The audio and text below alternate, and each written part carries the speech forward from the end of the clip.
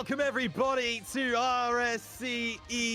We are getting right to the final one of our play-ins, our final stream, and it's a joy to be here as always. One final spot left for playoffs on the weekend. Who will take it? That's what our first two games are going to decide. I am Rhino, and as you can see, I am joined by the wonderful Tezik. How are you this evening, sir?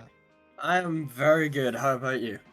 I'm doing very well, thank you. Very excited to see what we've got going on in this game. I'm just seeing that we've got some players joining the lobby, which is fantastic. You can now see our play-ins bracket. We are going to start in the lower bracket. Forge Incus taking on Owlet from the Owls, of course, which will then be the winner going through into our second game of the night to play against Death Cloud Thunder. The winner of that game will go on to Sunday's playoffs. Meanwhile, we do also have an upper bracket matchup. Unitox and Cola with 2C taking on Illusory Tomfoolery. The winner will go through into the upper bracket on Sunday. The loser will drop down to play the winner of the Thunder versus Incus or Owlet matchup. Did you keep up with that? I hope you did. We are going to bring you all of those games today. Tezik, is there a specific game in that list that you're looking at and most excited for? Yeah, I am actually looking forward to that Ankoli Watusi and Tomfoolery game, especially since they were better players in their play-ins or their prospect leagues. So we'll see how well they can do to get against each other.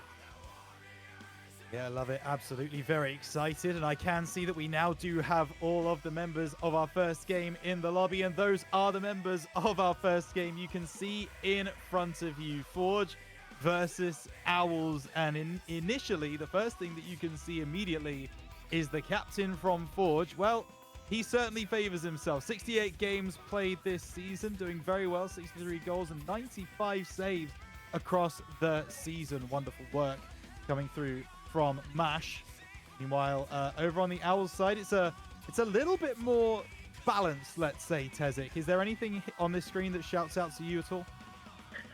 Yeah, even just is a Bloody Guard, I want to say. The 60% goal participation, as well as Omar having 62, it's a very balanced team for Owlets. Absolutely, I definitely agree with you. It seems like they're coming in very, as you say, very balanced team. They were the team that came fifth in the Ignis conference. Meanwhile, Incus came sixth in their conference, but they did go double win on the final game week of the season, whereas Owler only were able to get a win and a draw, but their unbeaten record goes a little bit further back than Incus. So we really could go either way here, Tezik, and as always, we do have to get our predictions in, so I will leave it to you first. Who do you got in this game? Honestly, I have Owlets winning this because of just how balanced they are in comparison to this Forge Incus team. And I think it's going to... it will be tough, though. It will be very close. And I think it's going to be 4-3 to Owlets. 4-3 to the Owlet, says my co-caster. Well, we are perfectly split even on the RS cast predictions. Half of us believe Owls, half of us believe Forge. I personally fall on the Forge side of things. I've got Incus taking this one. And honestly, I don't have it being as close as you do. I think Forge Incus are coming in with a lot of momentum. I've got them winning 4-1. I think they're going to take this pretty convincingly. But Tezik, the players are ready. We're ready. Are you ready? Definitely so, and we'll see which team can get the momentum first into game one and hopefully bring it through for the rest of the series as we start off game one. Forge Incus versus Owls. Owlets takes to the field now, and we are getting in two-man field night, the customary first map here in the RSC. We will be having a best of 7, folks. Remember, this is first to 4 wins and goes through. The loser of this series will say goodbye to season 16. And Tezik, it's an even start to get things off. Definitely so, but it looks to be a case Owlet are just putting on a little bit more pressure, trying to figure out whether or not their opponents will make a few mistakes, and it looked to be a quick attack there, but Dusk was able to counter it out and make sure that ball got away. We see them just fighting in that corner for the shots, and Omar has to make a quick save off of the goal line, and both teams quickly looking to try and find some mistake within their opponent. Yeah, here comes Bodyguard, not going to get anything. Yukiro, also known as Dusk here in the RSC, takes it down the left-hand side, gets the better of Celeste, but Gaz is not backing that ball to get where it was, and he kind of tries to make something of it in the corner. It doesn't really work, and it's going to be Celeste able to send that away. Bodyguard will collect in the back corner, driving down that left-hand side, but Dusk stops it. Not very convincingly, though. Gaz has to come through and get something on it. Looked for that bump as well, didn't find it. All Celeste actually moving back down the field, looking for the top left corner. Good save by Mash. Still there for Bodyguard to try and knock it down. Should be cleared away. Isn't yet. Bodyguard looking for the pass back to Omar, but Gaz does enough. I feel as though they should have scored, and Incus will just be very happy to get that ball away. Bloodyguard now trying to put a bit more pressure. Celeste is there for the pass, but gets demoed by Gaz, and they can just control this ball and keep it cleanly away. Yeah, now Dusk trying to break down the left side. No, Celeste blocks it off. Mash drops it down. Celeste into the middle. Bodyguard has an empty net to aim at. Tries to find the top right corner. Misses wide. And what an awful opportunity for Owlet to take the lead that is not taken. And now Dusk down the other end. Makes two miss. Surely won't. And that's going to be 1-0 to Forge Incus. Yeah, and Owlets, they're going to be kicking themselves for that one. They should have been 1-0 up themselves. That's a beautiful fake from Dusk. It's so unlucky, though. You have to feel for Owlets in that situation. I think it was actually two fakes as well. Came off that left-hand side, got the better of one, and then easily fakes the second player on the line. The recovering Owlet could not make the save, and that will be 1-0 with 3 minutes to go. Bodyguard down the right-hand side, looking to get the better of Mash. He can't. Forge Incus. They have started with serious force in this one. Oh, Gaz goes by. Going to be leaving that one to Dusk, but no one from the Owlets team expected that one to be missed. And so Incus once again have a chance to move down the field. Yeah, and it seems both teams are a little shaky, though, at the same time. We'll see if that will make many differences as we are going into the series with just over half the game done. Bodyguard will try to keep control, but gets bumped out of the way, and it's Mash who gets a good 50 out of their own half, and Dusk tries to get there fast, but isn't fast enough. Oh, Bodyguard again, just getting a little bit of a pinch off of that sidewall, and Gaz has to quickly be up on that backboard to make a bit of a touch, and he gives the pass off to Yukiro, who gets the clearance away. Celeste finds Omar, gets a little bit of a fake there, but can't follow up on the shot, and it's Owlets just putting on pressure but not making anything of it. Yeah, not yet. Still going to try and make something in the offensive step down this left-hand side. Can't do so. Gaz sends it away, looking for more. Mash now into the middle. Actually, Celeste has possession. The shot is not powerful enough at all. And be an easy save for Mash, but Bodyguard now looking for something. This is a long period of Owlet's pressure. It's not enough yet. Omar going to try and change that tune, and actually this is very dangerous. Dusk sends it away. Bodyguard to collect. At the moment, Forge cannot get out of their own half. Maybe Dusk changes that. He actually can't. Third man press. Gaz has to deal with this ball. Omar comes across to try and get it in front of him. He does, but there's no one at the back post. Owlet's trying desperately to find something. Yeah, but it could be a case of a quick counter again like it was in the first goal. Owlets had all the pressure before it, but they just couldn't stop the counter-attack. Gaz couldn't beat out Bodyguard there on the 50, but it's quickly passed over to Mash, who tries to get a little bit of a pop shot, but Celeste is quickly up for the save. He gets bumps. There was bumps from Mash onto Omar, but there was no shot that was on target for the Incus team. Yeah, very close from Gaz there as well on the crossbar, but crossbar doesn't get you a goal. It's still only 1-0 to Incus. It's a very low-scoring affair in this first game with 30 seconds left. Mash keeps the ball up on the left-hand side. Wants the bump play, doesn't find it. Gaz driving through, cleared away by Celeste. Gaz going to try and pick this ball up again, but with zero boost. He's not really got a lot to say in that play.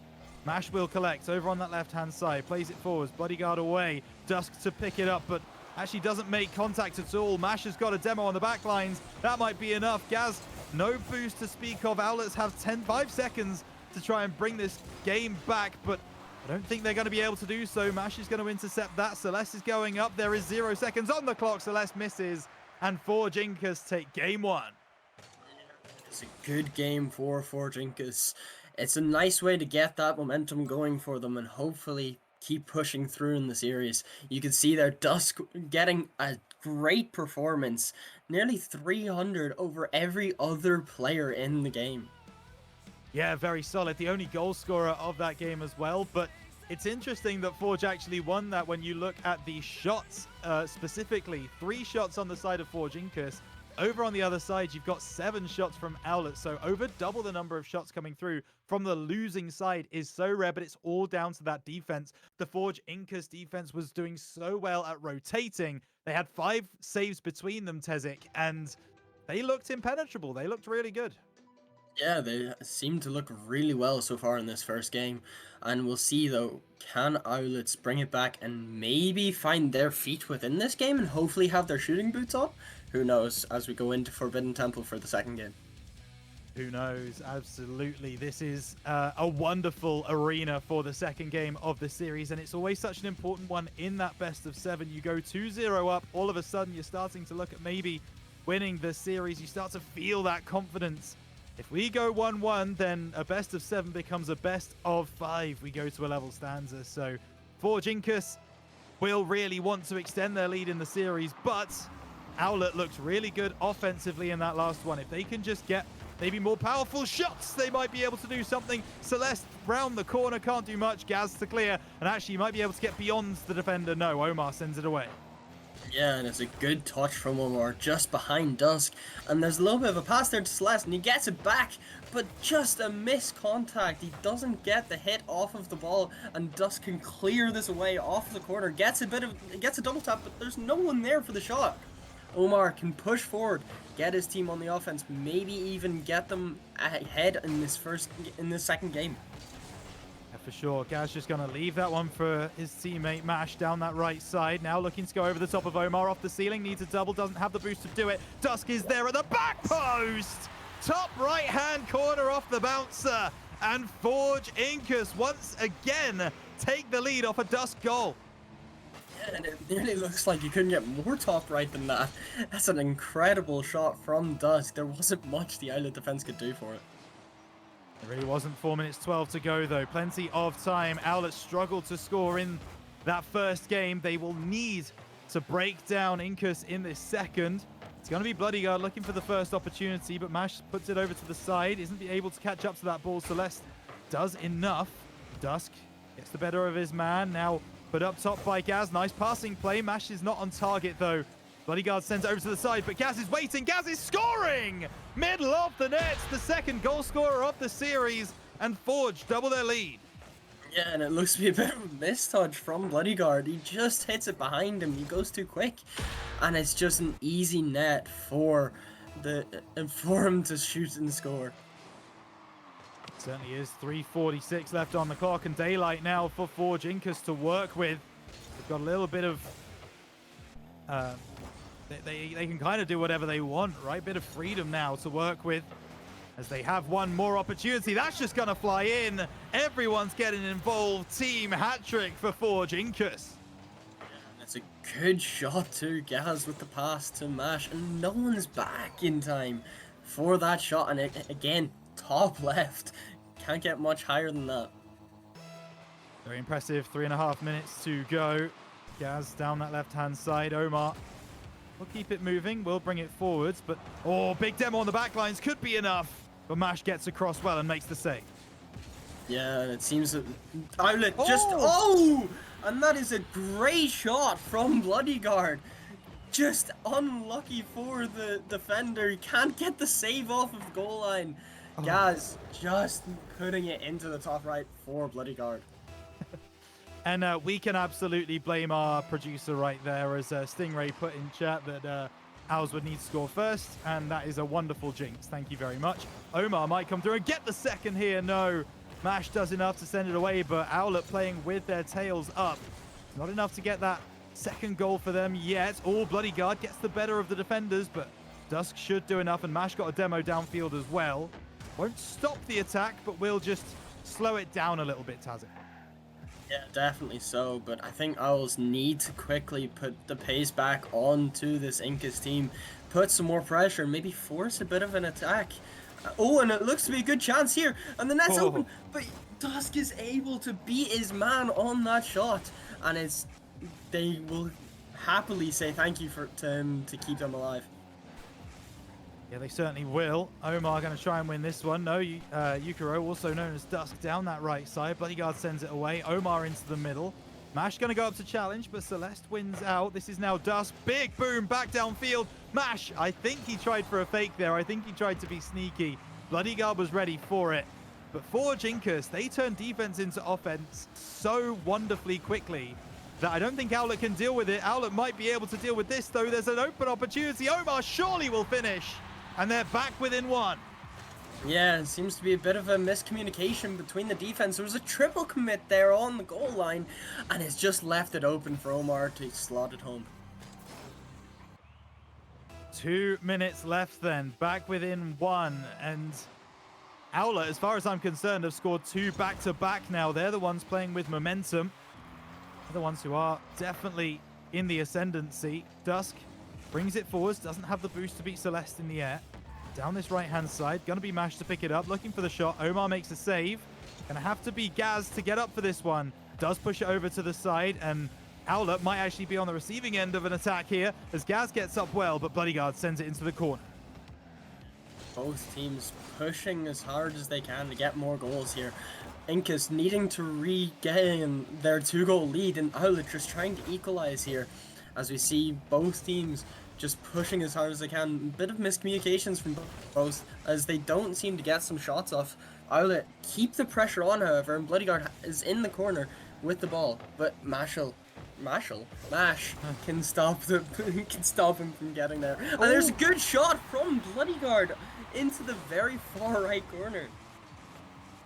And the entire arena fills with blood once more as he is able to guard his team from losing this game for now. 1 minute and 7 left on the clock, and Owlet have come back from 3-0 down to now be level. And you just wonder exactly where the Forge Incas heads are at. They're going to be wondering how they let this one slip, Tazik. Yeah, definitely so. And as it seems right now with Bloodyguard, he's got the same amount of shots as the entire Incas team combined right now. So we'll see if he can carry his team with more and keep them gunning forward. Well, Bloodyguard sends it away. He's got the hot hands right now. 2 goals, wants a third. Not going to find it this time. Omar off the backboard will be able to send it clear. Now down this left. Gaz intercepts at the bottom left corner. Great save by Bloodyguard to keep Owlet level. Yeah. And it's another good chance there for Incas, but they can't make anything of it. Omar gets a dunk off of Dusk, and Gaz has to pick up the pieces for him.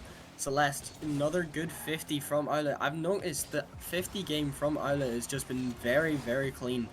They've been a little unlucky with their shots, however, as no one's been there to follow up. But Mash has to make a quick interception and gives it to Dusk, who will just go high and maybe let this drop as we head to overtime. We certainly do. The first overtime of the night. Forge Incas desperately want this. 3-0 up in the game. Surely they can't let this slip, but Owlet with an opportunity now. Gaz has overstepped.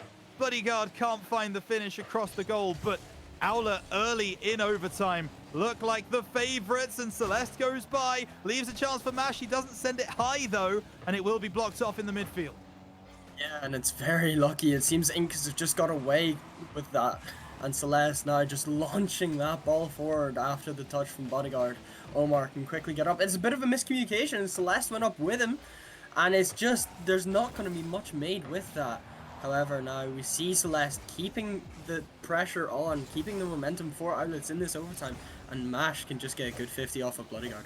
Yeah, Gaz moving forwards, going to hit him with a fake, so Dusk comes through, gets a good challenge now off this right-hand side. Celeste might do enough. Dusk can't get in front of the ball. Mash goes up to meet it, gets the bump, but not the ball.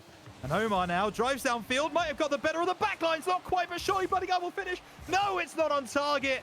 And this OT really should be over, Tazik, but a pinch sends it away for Forge. Incas have gotten away lucky now twice. Owlet feels those they should score. There's 2 misses there on the goal line, but no one's there for the shot. There's a flipper set coming out from Dusk, another one to hit, and it's just, he leaves it for Gaz to get the shot, but Bloodyguard's there for the save. Well, I hope you're all very, very entertained already. We've got 2 more games coming up after this one, and we might be spent after one. Bloodyguard going to drop this one down, cleared away by Mash. Owlet's attack always feels very, very threatening. But the shots, as we've said before, just aren't always going to be that powerful. Opportunity for Bloodyguard, but he decides to go back for the defense instead. Mash down the right-hand side, has Gaz waiting in the middle. Gaz is up to bat. Omar is there first. Dusk wins it off the right-hand side. Gaz is going to be there, rises highest. And Forge Incus, they go 2-0 up in the series after some Dusk and Gaz magic. Yeah, and Owlet's gonna be kicking themselves even harder, especially after that first game loss. And now this overtime where they look to be the better team the entire time. And that is going to sting for sure. 14 shots on the game for Owlet. Only the 7 for Incus. Once again, Forge with half of the shots of their adversaries and yet still able to come through with the win in the game, Tazik. What is it about Owlet's attack that just isn't clicking right now? I'm not sure. They never seem to have a second or third man there for the shots. They seem to be a little bit too laid back, maybe not putting enough pressure on, and just not having another man there to follow up. Yeah, it does seem that second man rotation just not quite there. I also think they're not taking too many risks. Always seems the way that when that ball is fading out and that third man has to come through and press, and even if it looks like they're going to guaranteed get to the ball first, that third man always seems to pull back for Owlet, letting that pressure come on from Incus, which is causing them problems on the counter attack. So maybe I'd just like to see them take a few more risks with that third man as well. What do you think? Yeah, probably, especially because after that game, they had 14 shots. The fact that they couldn't get one more goal off of that, especially the amount of mistakes that Incus had made during that overtime, it's a bit tragic for Owlets here, and we'll see, can they finally find themselves back into this game as we start off on game 3. Here we go then. Owlet's going to be given possession right off the start. Omar leaving this one for Celeste. That might be on target. It's not going to be. And Gaz gets the clearance up to Dusk, who misses out, but now Mash sends it downfield. Dusk once again, just trying to get around Omar, not able to do so. Mash and Celeste with a big whifty. And now Bloodyguard trying to do his best down that right-hand side, but it's an absolutely chaotic start to game number 3. Yeah, and honestly, what I want to see more of is those demo plays, because it works so well for so many teams, and neither team are putting them to use right now. Gaz tried it there after me mentioning it. Omar gets over both the defenders, but it's not in! It's off the post, and there's no one there for the shot, and Gaz can take it away. I mean, I'm going to outright say it. That's inexcusable, right? Omar did the hard work. He got over 2 players, did so well to win that ball. You've just got to get that extra last touch. He was there. He was right there to get that ball home. But he had too much trust in the fact that his first shot was on target. I mean, it wasn't, buddy. You've just got to make sure at that point. Put it into the middle of the goal rather than the corner. And Owlet really should be 1-0 up, Tazik. But somehow we're still level. Yeah, definitely so. And Owlet's attack have just looked so well. But they just can't get that final shot off. Whereas Incus are playing off of the counters, and it's done so well for them so far. It very much feels like that 11-man behind the ball football strategy, doesn't it? Where you're just in that low block, defending, and then finding your striker, you know, about 40 minutes in after defending for that long on the counter-attack, winning 1-0. That's exactly what they did in game 1. Not quite the same in game 2. They did score 4 goals. We can't really hold them to that, but it does feel like that way in this game 3. Celeste down that right-hand side, gets the better of his man and gets a demo as well. Dusk picks up the 100 boost, though, should be able to deal with this ball. Does send it away. Just under 3 minutes left. Forge Incus still yet to be broken down, and maybe an own goal not going to happen. Goes wide. Yeah, both teams look to be trying to just let some of the pressure soak in and not make many mistakes. As we see Celeste just getting a touch over one player and getting away from them, but Gaz is there to just easily clear it away. Omar now tries to put his team in the attack and hopefully try get something going, but it's quickly intercepted by Dusk, and both players on the defense are just going up and miscommunicating. They seem to be. Dusk Out of that left corner, now looking for the pass. Gets past Omar. Mash is there. Drops it down, waiting for Gaz. Gets the 50. It's wide. And that's the best chance Forge, oh my goodness, best chance Forge Incas have had so far in this game 3. The clearance away from Mash, though, might be there for Dusk, and he gets around one, gets around the second. Omar can't get back in time. And is this another snatch and grab from Forge Incas? Yeah, it looks to be the case. Neither one of the players on the Islet defense could do much and couldn't get a hit off on that ball to put it away. And it's an easy goal for Dusk. Certainly is. Owlet up against it now. If they do lose this game, go 3-0 down in the series, a reverse sweep is so named because it's so difficult to achieve.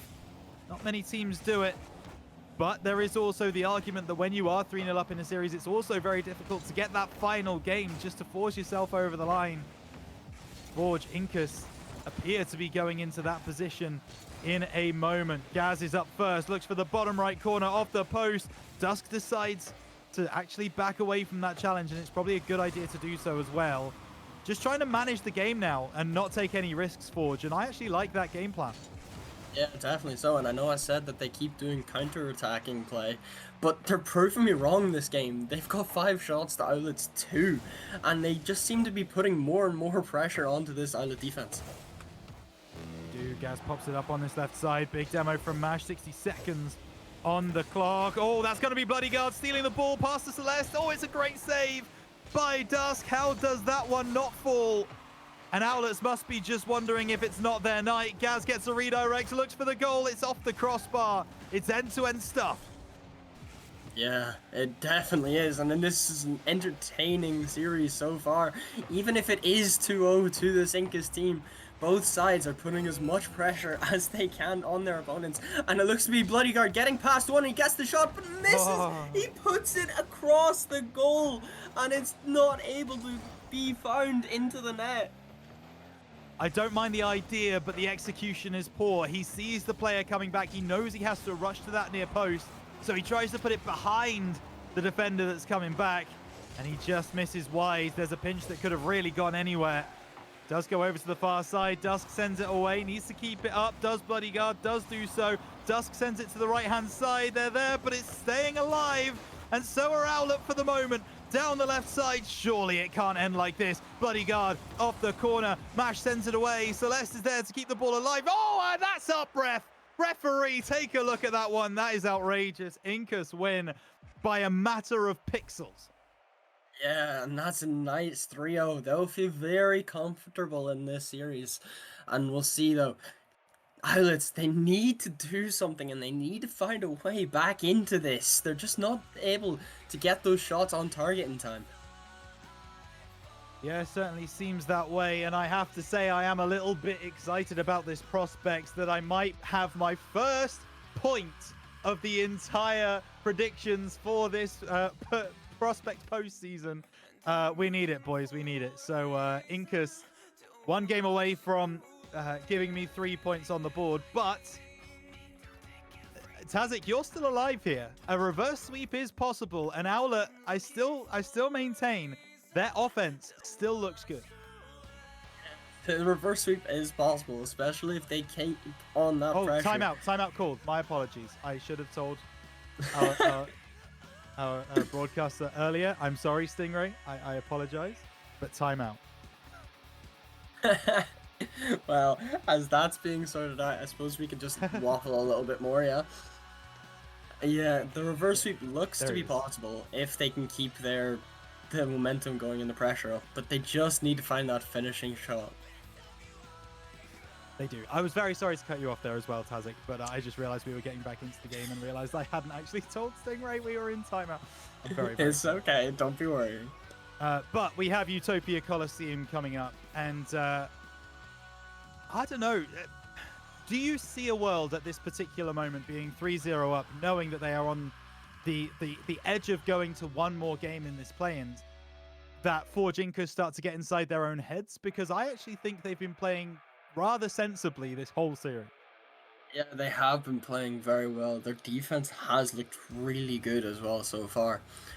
And honestly, I'm not sure what's going to happen now in this game 4. We'll see. If Owlets can keep their momentum going and actually find the shots, then there's a chance that they could bring this back. But I have to say, Incas still have a timeout as well in case it does happen. And I think the second that's used, it might be game.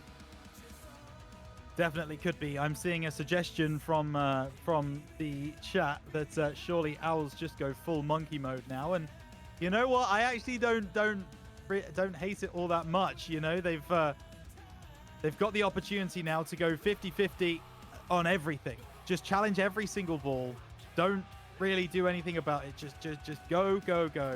And maybe they will. We do have the players in the lobby. They've not taken their full timeout. Who knows why? But either way, we are getting into it. Utopia Coliseum. Here we go, Taz. It could be the end of the road for the Owlets season. Let's see if they're able to save it. Or maybe have a wonderful comeback story. Who knows?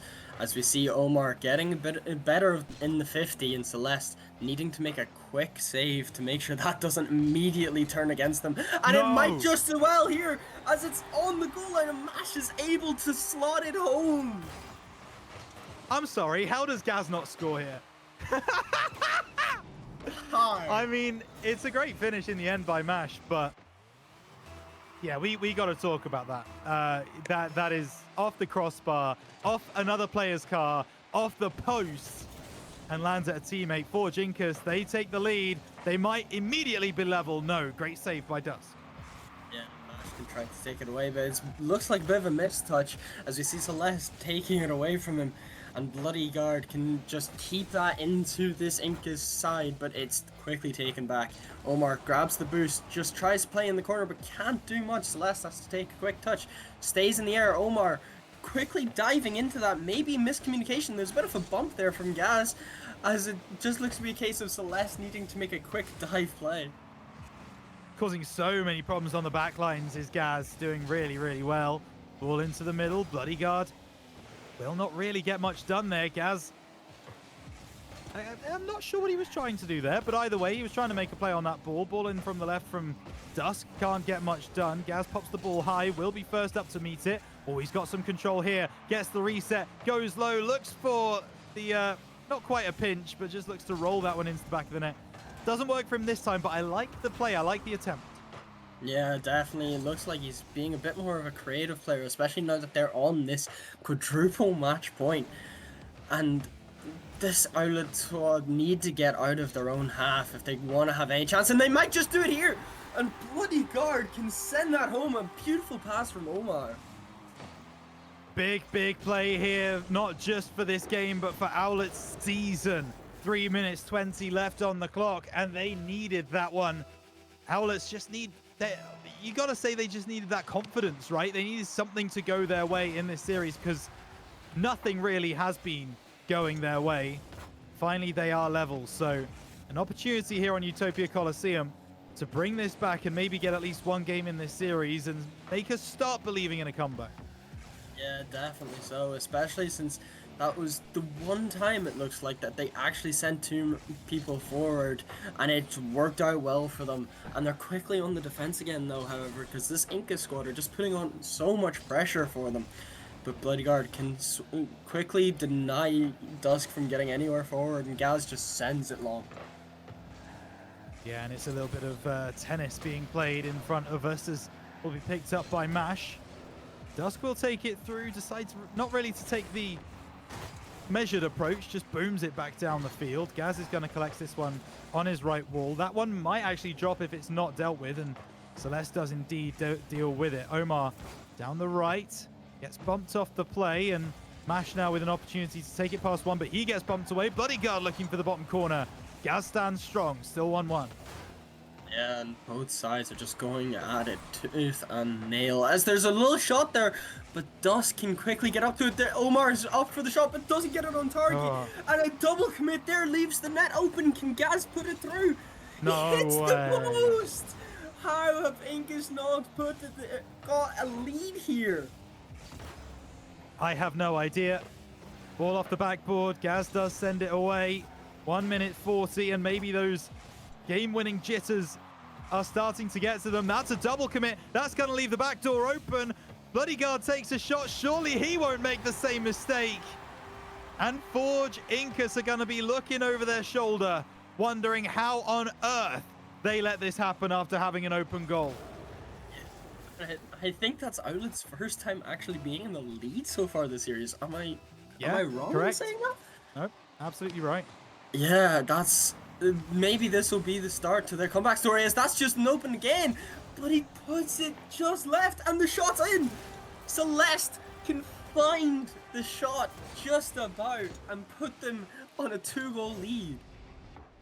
The benefit for Forge is you have these games to give away. You're not going to be too worried about losing this game number 4. However, it's very clear that Owlet have found their shooting boots, and yes, it is off the back of some Forge mistakes, but at the same time, as soon as you start getting goals, as soon as things do start going your way, whether it's your own fault or not, suddenly magic could happen, and Owlet, well, they take what's given to them. Empty net, free goal.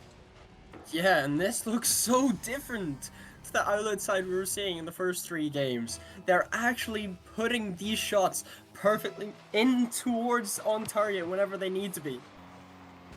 Just seen in chat someone saying Owlet woke up. No, Forge have gone to sleep. That's what's happened here, as they really have struggled after going 1-0 up.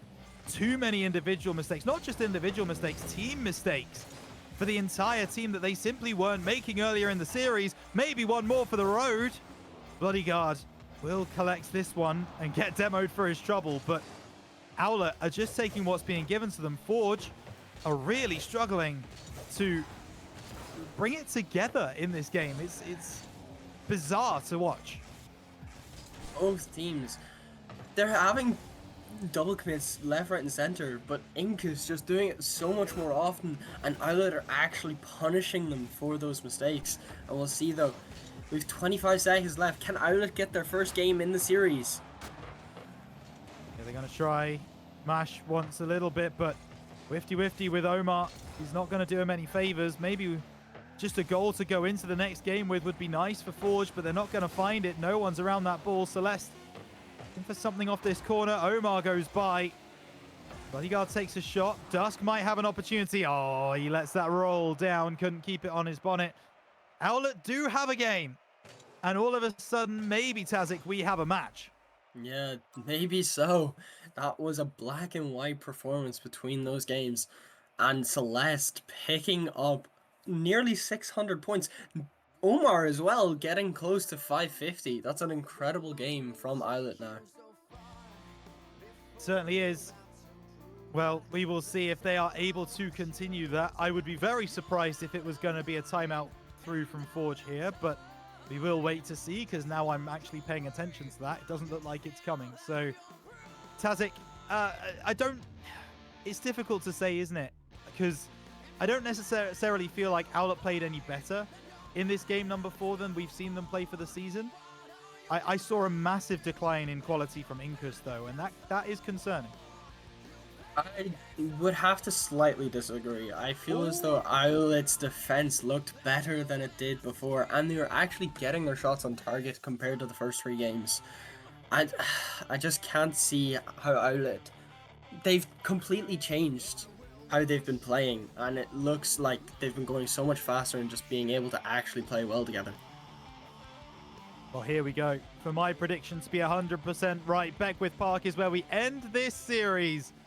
Forge looking to take home the victory and go through into the next round to play against Deathbow Thunder. They're looking for an early goal here, so let's make sure that they don't get it yet. Mash gonna look for another opportunity, but will pinch back towards his own half. Bloodyguard off the backboard. Celeste might get up first. No, Gaz does well to send it away. Yeah, and I think Gaz just about read that in time, as there's a shot in, and it's just off the target. It's off the post then, and no one's there for the follow-up on the third man. They didn't want to put too many forward, and it's on the other end, and Dusk can find the goal. Gotta talk here about this wonderful fake, whether he intended it or not, over the top. I think it was Mash, who looks like he was gonna make contact with the ball, never did, and the defense was left stranded. Yukiro's pass downfield was on target anyway, didn't need that extra touch. And Forge take the lead, as they have done in every single game so far this series. However, Owlet were able to find a solution last game. Can they find a solution this game? Need one. Omar looks for the opportunity. Gaz gets there at the last moment.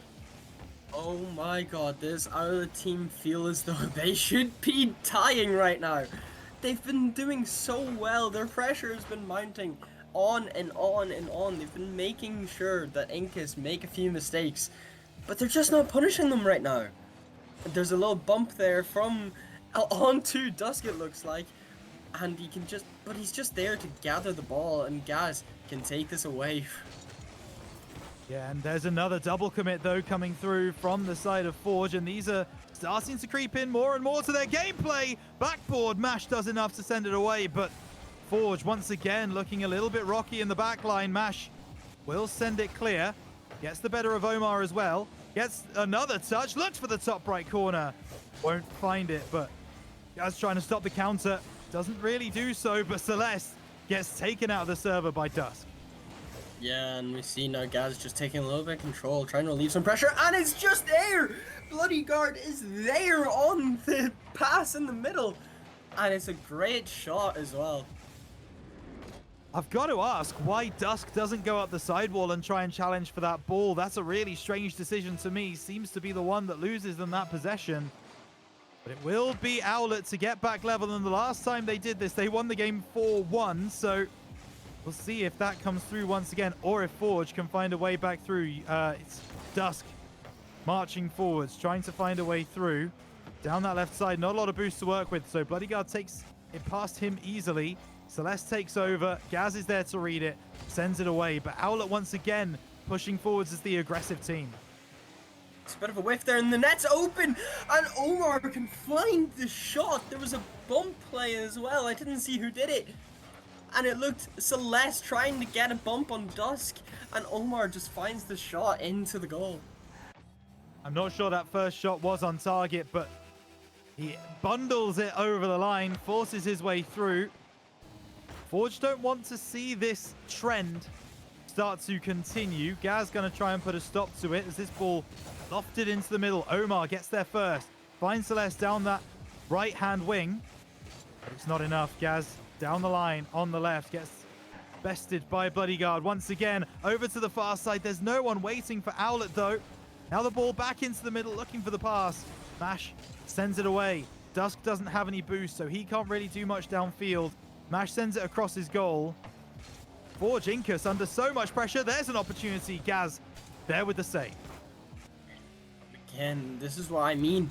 It looks like Owlet have actually decided to wake up, as the chat were saying earlier, and you decided to say Incas are asleep. But Owlet, they've been looking so well now in these last two games. There was a chance there, though, but Celeste was there to make the save.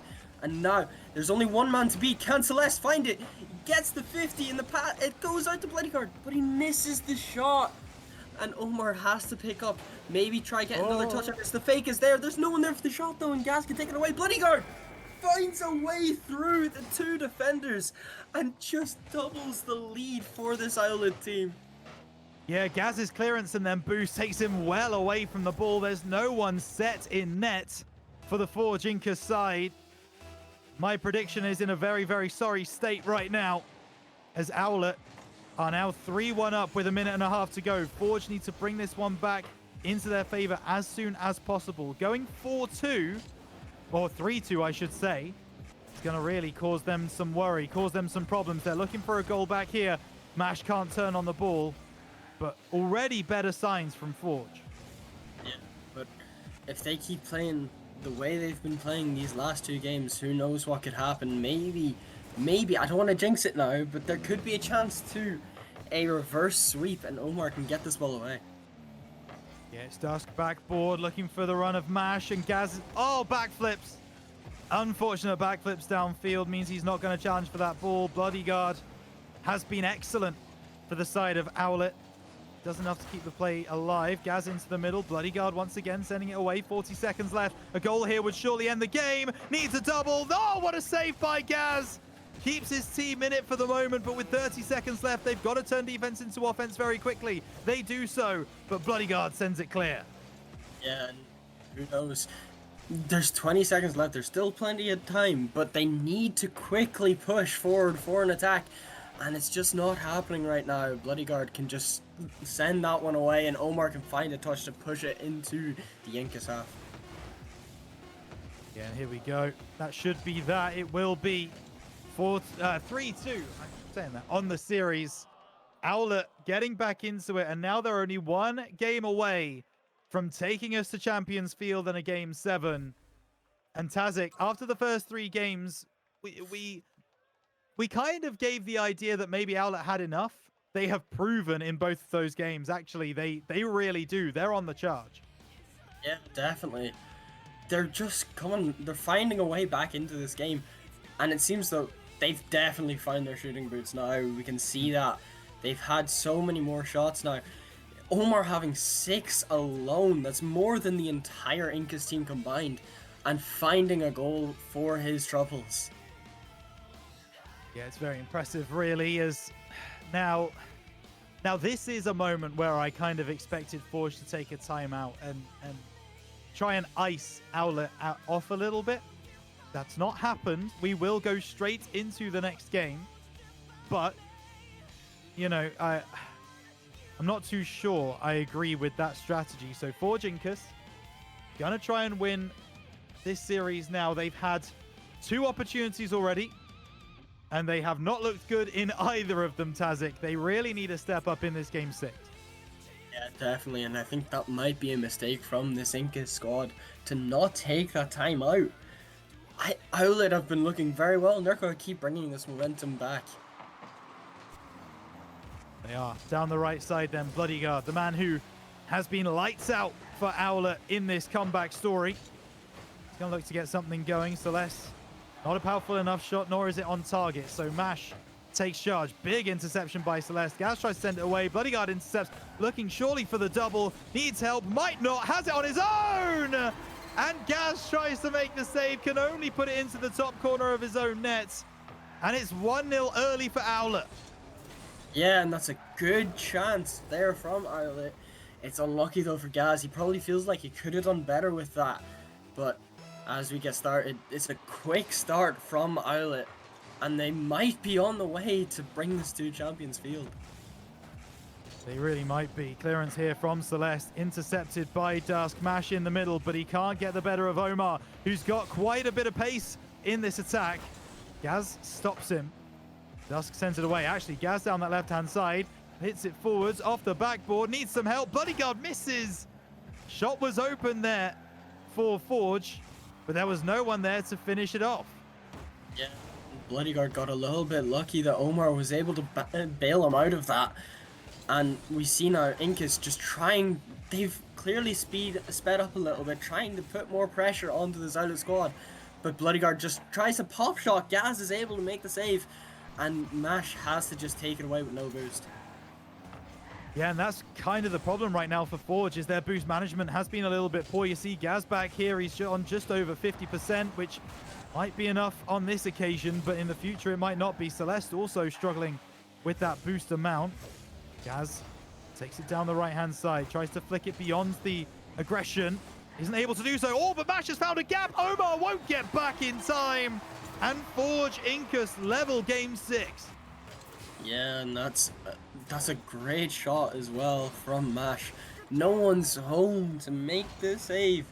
And both the other players on this Inca squad were trying to find a bump there on Omar, but it wasn't needed anyway. It certainly was not. Gaz down the left-hand side, looking now to get Forge back in this game and back in front. Dusk clears it away. Mash is going to be up for this one. Gets a touch, needs a double, doesn't find it. Close opportunity there for Forge, but it doesn't come to anything. And Owlet can clear. Yeah, and as I said before, Owlet look to be doing so much better with their chances. And the defense looks to be doing quite well, apart from that one opportunity. Ooh. And we'll see though, there's a whiff there from Omar, but Mash can't turn it home. And we see Gaz just taking it in control, but gets it's not a good 50 for him. as it just goes straight down into their own corner. Omar can get a dunk. Celeste is up quicker, and maybe there's Omar tries to get the shot. Dusk is able to make a stop in time. Yeah, big clearance here from Dusk. Good save by Celeste, but doesn't really know where that's going. Gaz takes a low-driven shot into the bottom corner. It's not enough to beat the defense. Oh my goodness, Dusk doesn't beat his man. Ball's bouncing, it's awkward. Celeste doesn't go for it, now looks for the pass, but Dusk is going to be there after the double commit from his two teammates. Omar gets up with not a lot of boost to follow that ball through. Still plenty of time in this game. Oh, actually, Bodyguard needs help, doesn't have any, and that's been a problem of Owlet's game so far tonight. Is the opportunities have been there, but there's been no one to put them in the back of the net in those first 3 games specifically. Yeah, and I feel though he was just trying to be a little too selfless. I think he probably could have got that in himself, but it wasn't there in time. Omar now, the last defender, has to do something with this, and does, luckily for this Owlet squad.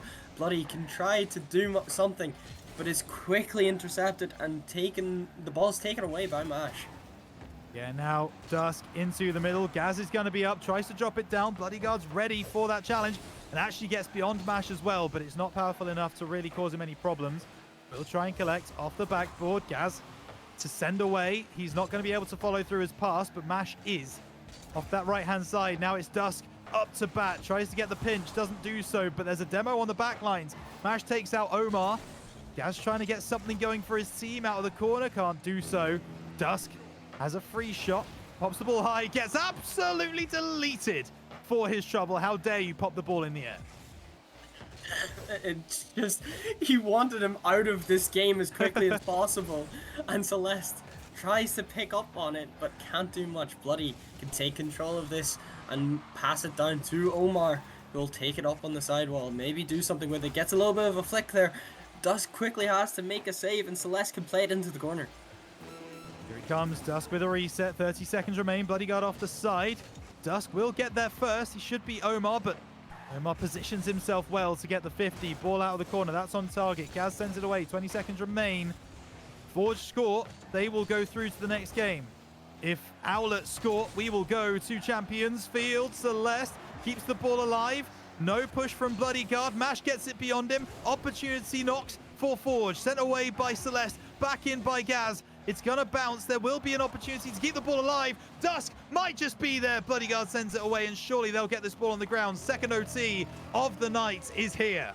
Yeah, and both teams want to make sure they can get this win.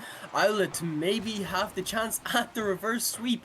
Incus to just go straight through to play against that DC Thunder team. And we'll see who will be able to make this their time. For sure, Mash doing enough here. That one doesn't quite touch the ceiling. Omar sends it away. It's going to be Dusk up to bat. Sends it long. 2 Owlet players ready to receive. Bloodyguard will catch up to this. Bloodyguard not challenged throughout his entire flight from end to end. And that's going to cause Forge some problems. Gets 1 extra touch. Mash not ready for it. And we are going to Champions Field. That's a great goal from Bloody. He has been the star player so far on this Owl Esports Owlet team. 503 points there. A clear MVP in that game 6. And there it is. Timeout called. Holy moly. Tazik. I mean, we're here right now. Okay, we are here in this moment with Incus looking like they were absolutely flying. No problems at all. Gonna take the win in the series. And now your prediction looks more accurate than mine suddenly. Where has this Owlet team come from? Yeah, I don't know. This Owlet squad they've came out guns a-blazing since that game 3. They know that if they lost at any point, they were gone. They made sure that Incus were not taking it easy and knew that they were there to fight for this spot in the playoffs. Yeah, absolutely. Well, here we go. Champions Field beckons. Obviously, there is still a little while left on that timeout. Once the players do start to join up. There we go. Once the players do start to join up, we will get that game to you. But Tezik, be honest with me. Who have you got in this game? Who is going to see it through? Are you sticking by your prediction?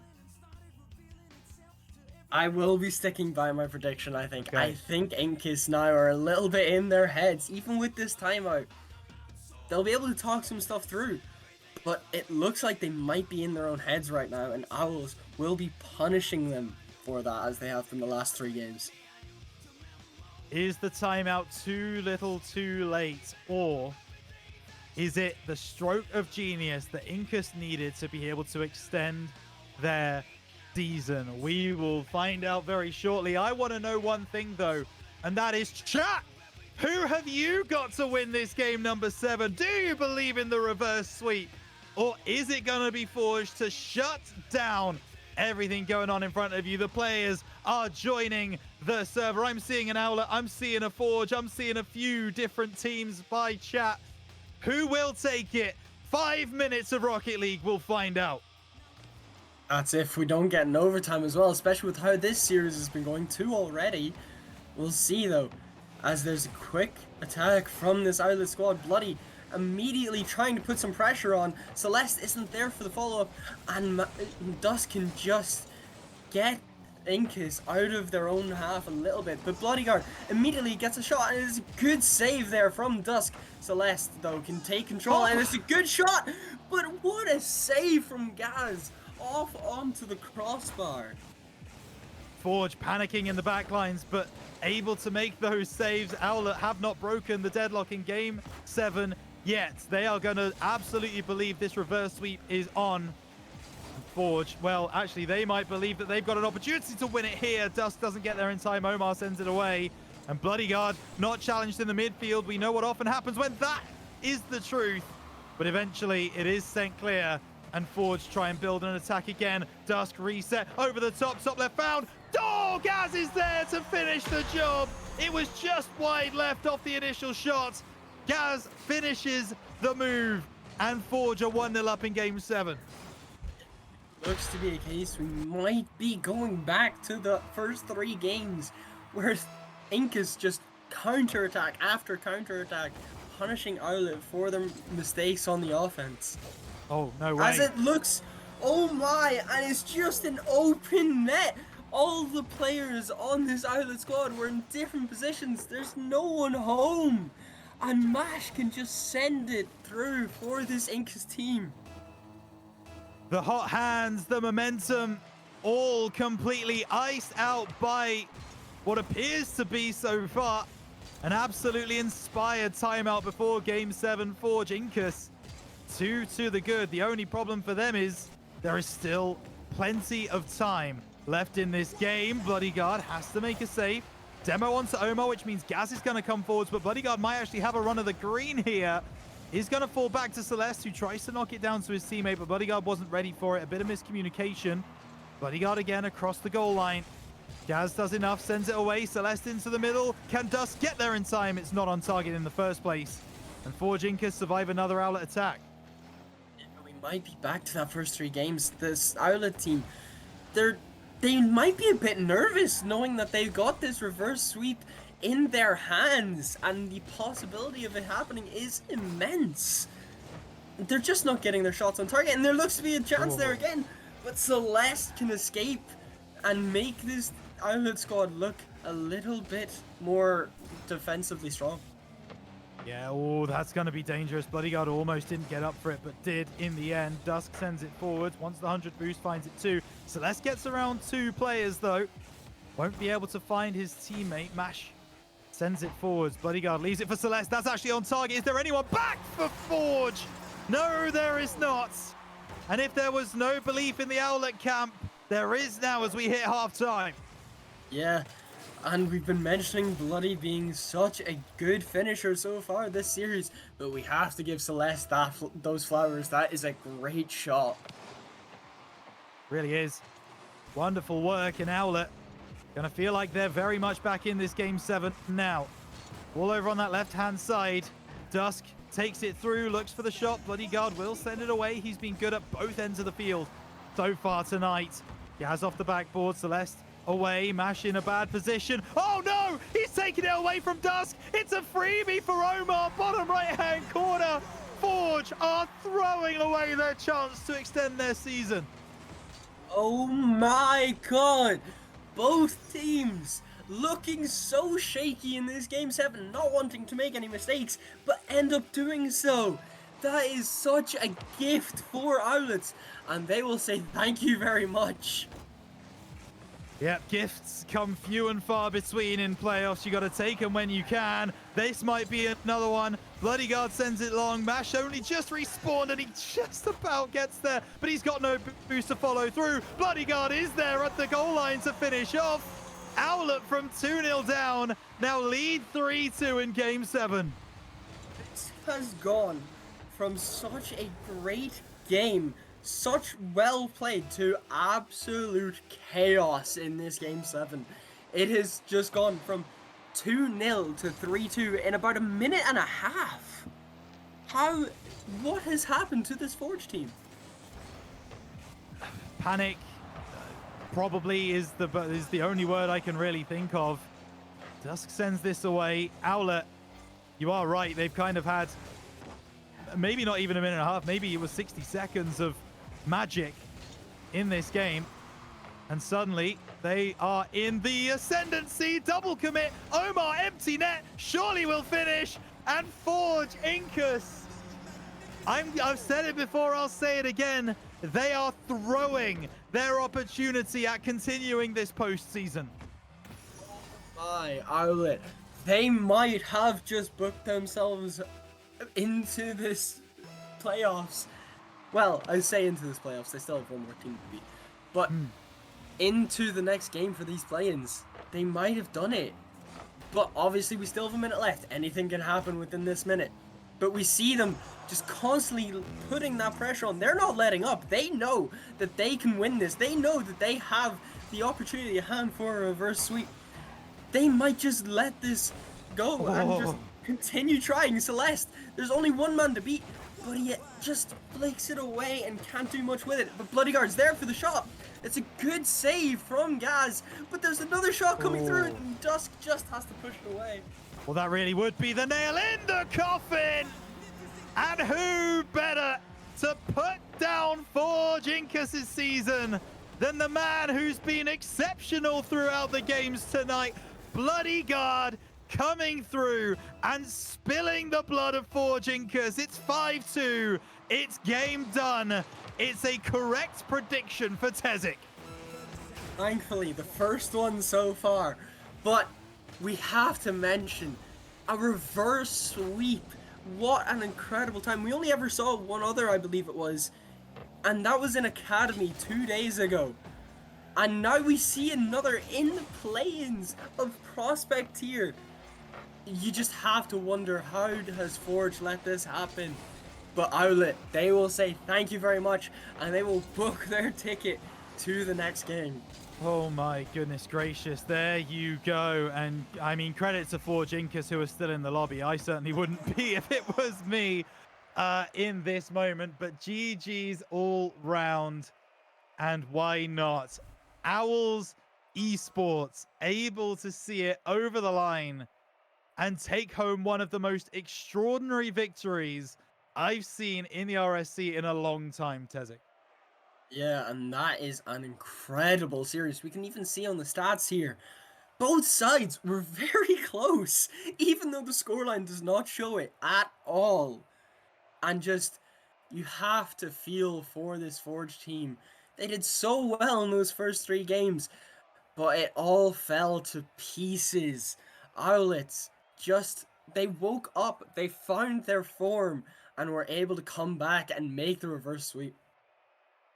They certainly were, and it was all off the back of the man who I have no doubt will have received the series MVP. There it is, Bloody God coming through, double digits on the goals, didn't need to get any assists, did it all himself from 24 shots, 7 saves, and even a couple of demos sprinkled into his night. But without the way that this man played, certainly in those final 4 games, there is no way that Owls make that recovery, Tezik. And credit to him because he stepped up. Yeah, definitely.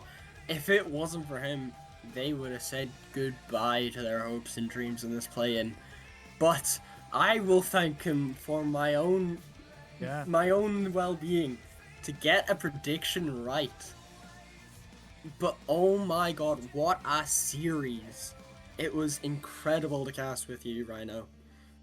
Thank you so much, Tezik. It was a wonderful to cast with you as well. A young caster on his casting journey, starting just about a week ago, maybe, but absolute pleasure. And you can now see in front of you what that does to the play-ins. Owls Owlet take home the victory, and they will go on to play Death Cloud Thunder. The Death Cloud, of course, that have double wins in their last 2 games, and of course, they have gone 4 wins, 1 draw in their last 5. Going to be a tough test. But if Owlet continue the way that they are, then they're going to have no... Well, there's going to be a serious competition going into that final game. Tezik, before we let you leave our desk, let the people know where they can find you. I'm literally Tezik05 on basically every platform. So maybe we see people having a little bit of traction to the accounts, but it has been incredible.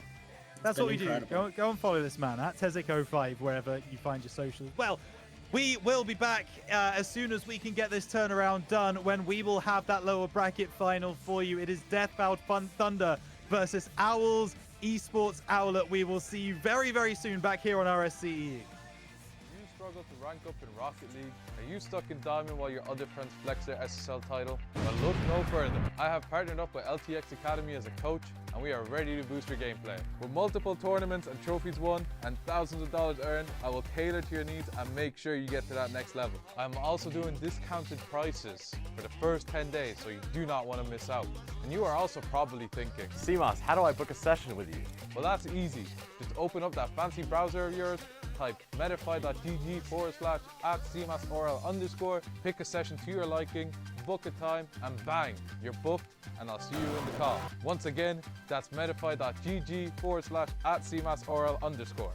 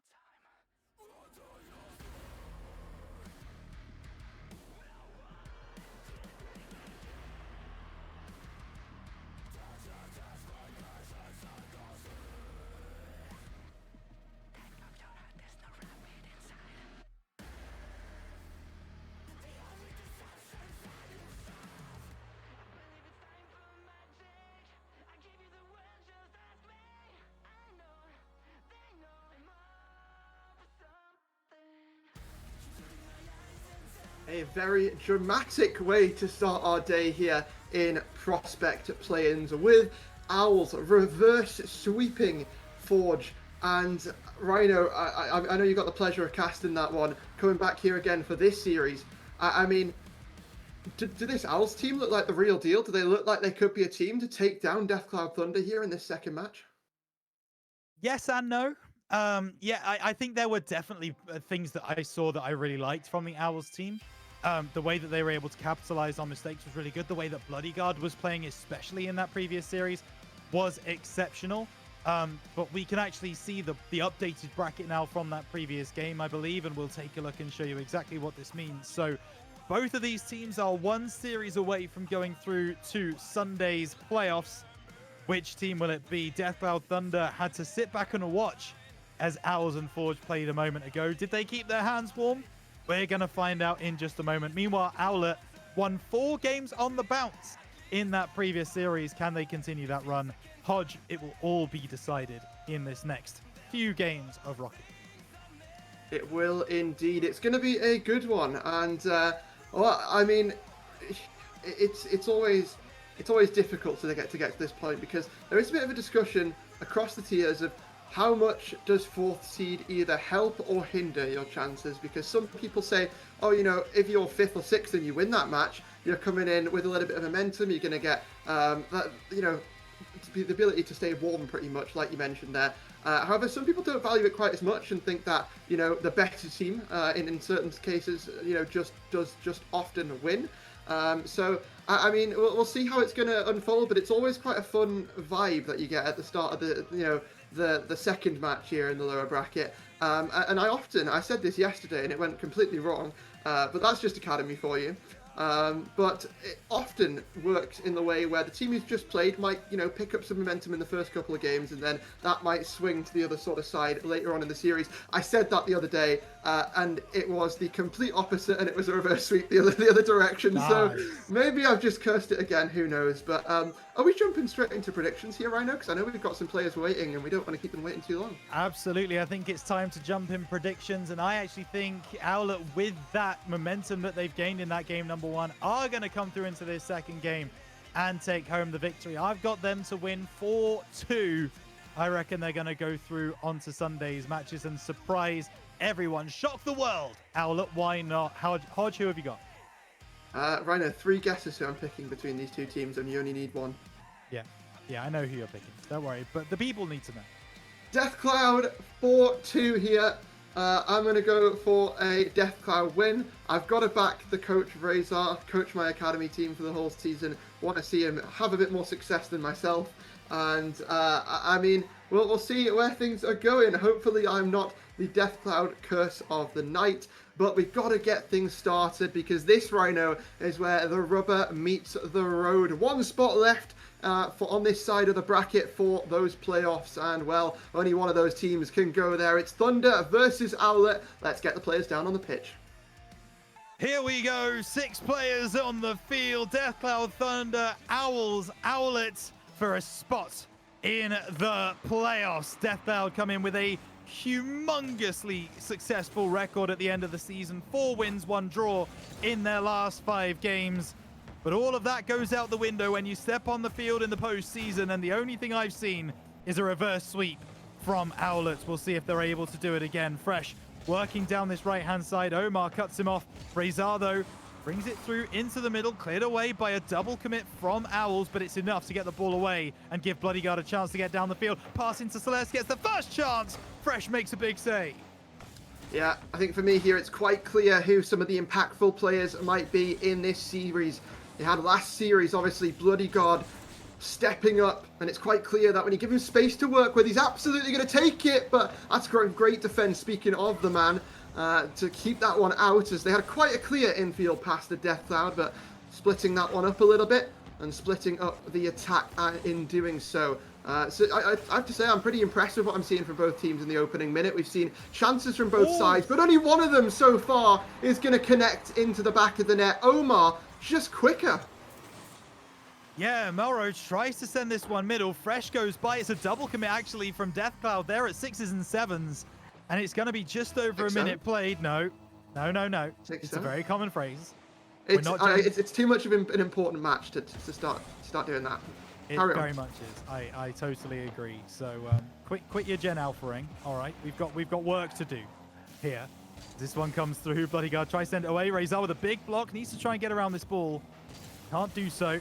Ball into the middle. Malro's going to be there. Top left corner. What a save, Bloody God. Keeps the score at 1-0.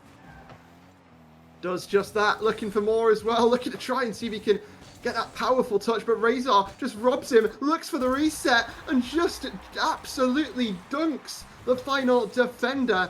I mean, what a response here from Deathcloud. Rezar just does it all, and, well, I mean, Deathcloud right back in the game. Oh, Owls, what are we going to do with you? I mean, that... Is this a bit reminders of the first series of, you know, going through the... Not ideal from an Owls perspective. They had a real chance at scoring down one end, and then they leave Celeste, who has 0 boost, alone as third man. And Rezar just marches down the field, gets the goal, and well, you got to take the opportunities you're afforded, I guess, in this game, and it's exactly what Rezar did there. Ball off the backboard. Fresh is going to find another opportunity. Pyle drives it into the top right corner. Deathcloud Thunder turn the game around. Yeah, they're cooking up a storm here, and Fresh, the recipient of that one, to just tap it on in, get that lead in the hands of Deathcloud Thunder, and Owls find themselves on the back foot here, but if we've seen anything about that last series, we know that is where they thrive. Yeah, they've got comeback ability, which is a word apparently I made up according to Greybeard earlier this week, but Really? I believe it's a word. In fact, actually, I believe it's 2 words. Comeback ability. There's 2 words in that sentence. Greybeard, of course, English is his second language. He speaks Afrikaans, so that's okay. As Omar comes off the backboard, Fresh sends it away, and it will be Rezar to pick this one up. Actually, Fresh has got an opportunity. Tries to find the bottom corner, but Celeste is equal to it. Back in from Malro, but Omar does enough to get the ball back into the Deathcloud half. Now looks for the pass in field. Bloody God off the backboard, needs a double. Won't get up for it, but Owl's starting to progress forwards. Well, so far so good here for Deathcloud Thunder. We'll ricochet over to Rezar. Fresh waiting downfield. See how much value this position's going to find. Not really that much, and will just be sent on a rotation out. Celeste looking for some control here in this corner. Very common place that Owls are finding themselves in, but so is Rezar in the sky here. It's been there multiple times and found success so far, but it will just be this continued pressure that Owls are being forced to deal with. And, well, so far, they've had sort of mixed success with it. It's been sort of alright, but the counterattacks are often what's paining them here. But still a minute and a half left, Rhino, and Celeste trying to get back on the attack. Yeah, they are, and here they come. Bodyguard down the left-hand side. Another double off the backboard, but they do enough. Bloody God now off the backboard. Celeste coming through, trying to turn the ball in. Into the middle, but Fresh is now going to be the one to send it away. Omar just pitches it on the left wall. Bloody God goes back to make a defensive play, and will do so now. Pops it high. Omar's following. Backboard needs help. Who's there on the double? And Celeste just mispositions himself. 60 seconds remain. Owlet have been moving forwards, but not with any velocity whatsoever. Does seem that way. Moro, see what they can do here. Try and get this one in field. Bloody God should have a free touch and does. Can he follow it? It's a great pre-flip to get into the hands of that one. And Moro now left to try and swoop it over to the side. Fresh will take over. And that will be sent to the side wall where Rezar is waiting. Deathcloud continuing to hold the possession here, excuse me, and Owls are just fighting to try and get anything started, because it feels like, you know, every time they do, the instant counterattack is there from Deathcloud. Demos threatened here, but won't find any value. Fresh managed to sweep that one out to the side wall and clear the lines one more time. 10 seconds now. It's crunch time for Owls. We've seen them ice cold in the clutch before, but this is another level. Trying to find that bump. Moro, the Guardian here for Thunder, and it looks like it will be a Thunder victory here to start out the series. Yeah, that was very, very professionally done from Thunder. After going 1-0 down, they knew exactly what they needed to do. Got ahead in very quick fashion, and they stayed that way for pretty much the entire game. Very, very nice from them. And you can see actually, as far as field domination goes, it's more in favor of Owls than it is in favor of Deathcloud, which surprises me a little bit. It felt like Thunder were on top for a lot of that game, but the stats don't necessarily reflect that, Hodge. So Owlet have had opportunities, just not taken them.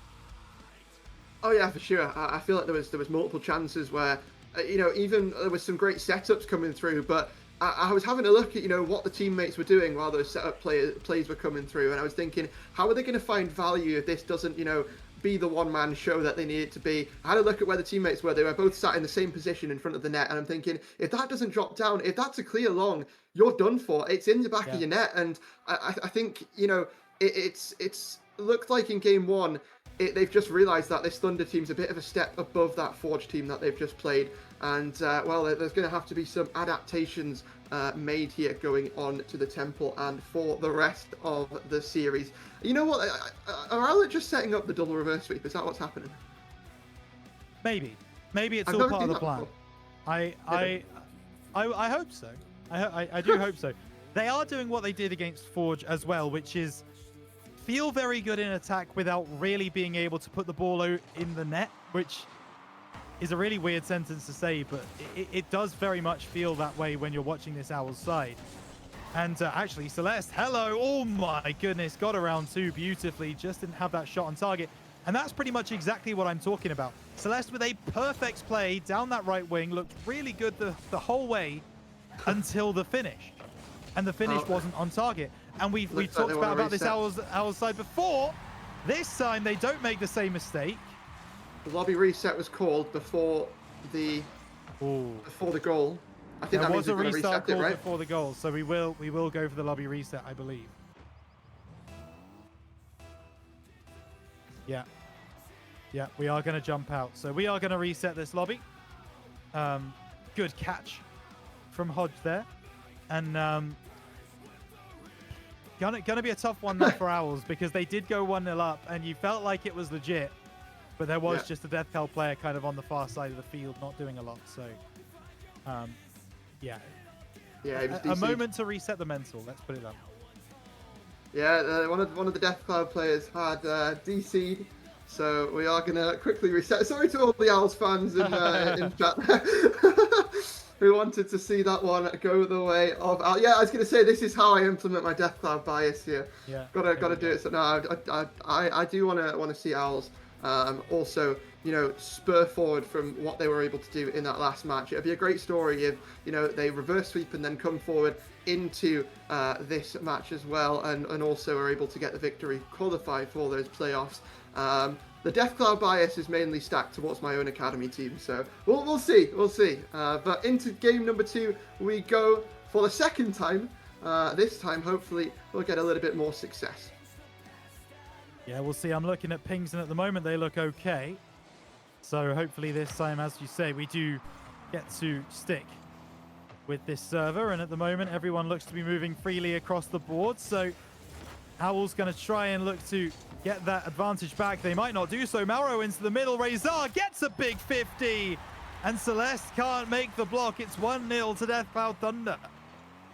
It is. And what a 50 there from Razor. It's just a delayed challenge, forcing it through. Deathcloud taking the first one. This feels a bit rigged. Yep. Well, we would never say that RSC is rigged or is fixed or anything like that. We never would. No. We know better than that. Yeah. Don't we, Hodge? We do. And that's Finish why the Casper's last curse right. is doing it. Oh my goodness. It's not quite a goal here for Owlet. They're going to have to go hunting a little bit more than that if they want to secure it. Maybe this is it. Maybe it's Omar off of the back wall, but it's quite easily swept away there. Pace just wasn't there on the side of Owls. On the side of DCE, it feels like it is there. In spades, that ball popped up. Omar going to get there faster, but Fresh just dunks him. Will be the follow-up from Razor. So just to continue the Deathcloud Thunder highlight reel, I guess, in the offense, but maybe it's Bloody God's time to shine here. As maybe a little bit angry after that restart are Owls and wanting to try and see what they can do to put these passing plays together. Bloody Gods back in it. Death Cloud Thunder have activated Owlet's trap card by going 1-0 up. They love playing from behind, this Owlet roster. That's exactly what they're doing, 1-1. 3 minutes 50 left on the clock. Bodyguard doing fantastic work for his roster. Now Razor off the backboard. Omar might be dusted here. And indeed he is. Fresh finds the top left corner. And because they're not behind, Owlets concede 2-1. Yeah, it is quite literally the definition of finding a needle in a haystack with the amount of options that there was to put that top left, excuse me. And he still is able to put it there. Death Cloud back in the lead after that response from Owlet. And now let's see how they fare towards this midfield presence that Owls started to set up, but don't look like they want to fully commit to it. Everyone posted quite far back there. It finds itself in the hands of Moro.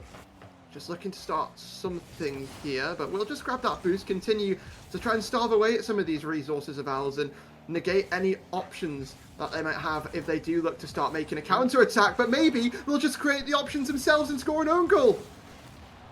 Oh, big demo. Gonna be an opportunity. And Celeste couldn't miss that one. It's all square. And I'm just trying to figure out who it was. It was Omar with the presence of mind to take that shot and then decide to drive through where that shot had been taken. Get a demo on the back lines, cause some problems in the Thunder defense. Suddenly, Owlets now go to a 2-2 stanza. Omar with another demo, this time onto Fresh. And Owlet maybe playing a bit angry, maybe playing a bit annoyed. And Death Cloud Thunder going to need to be very careful when the Owlet starts to show its teeth. Does seem that's the case. We'll go back over to that side wall. 50's met in the midfield by both Razor and Celeste. Warrants no avail from either side, so we'll have to go back to more of a neutral ground, which Fresh was quite happily there to take advantage of it. And Owlet looking to see if they can claim themselves the lead for the first time in this game. As it'll be Fresh trying to delay that one. Takes time. There's no time to be taken though, as Owls are looking to pick up the pace. Bloody God. It's going to drop down off the ceiling. He's going to look for another one, but does get beaten to it. And this is some great aggression here from Owls. Is it going to result in a goal? Not quite, and it's picked up by Death Cloud. But the bumps are great to alleviate some of this pressure. I'll tell you something that's cool to see though, and you don't see very often here in Prospect, is the absolute boost starving game that Owlet are doing right now. Fresh is the only one on his team with a full tank. There's not a lot of boost anywhere else on the field. The break is in, but Fresh and Malro both struggling to pick up 100 boosts, which could cause them problems. Bloodyguard doesn't hit that one though. See Celeste going out to that far side, picking up that boost. Fresh does have some. He will pick up that 100. But I really like what I'm seeing from Owls in the sense of taking away that boost so that even when the counterattack does come, it cannot come particularly quickly. And that is so important when you're trying to find that winning goal. Certainly. And that winning goal might just come down to one goal here at the rate this has been going, or who knows. Fresh just looking to try and slot it past everybody, but everybody is a little bit too much of a task for him, and it will have to continue going back and forth between these two teams as we reach 1 minute remaining here in this match. Bloody God. Try and catch this ball. Has got a fake on Moro. As now staring down two players, but two players is a little bit too much for him. And I mean, it's just back and forth. It's just aggression versus aggression. It's counter-attack versus counter-attack, but something's got to break at some point. Yeah, you'd imagine so. Bloodyguard will be able to send this away. Gets a nice catch, gets around Razor. Might get the better of another one here. Flicks high off the crossbar. Celeste to finish the job. Fires that one into the top left corner. His second of the game, but speak about this Bloodyguard run down the middle of the field, taking out the entirety of the Thunder team. And all Celeste had to do was finish into an empty net 3-2. It does seem that way. The claws are out here for the Owls. Peaceful no more. and looking to see what they can do. But what have Deathcloud got to say about it in the final 20 seconds? That ball popped up, waiting for someone to challenge towards it. No one's coming though, and it will just head itself over to the other side. Razor, a free ball to work with, looking to try and get that demo to break up some of the defense here from Owls, but to no avail once again. The ball will hit the ground, likely. Hang on, yes, it will be sent to the ground by Deathcloud, and well, I mean, Owlet, what a way to respond after that game one.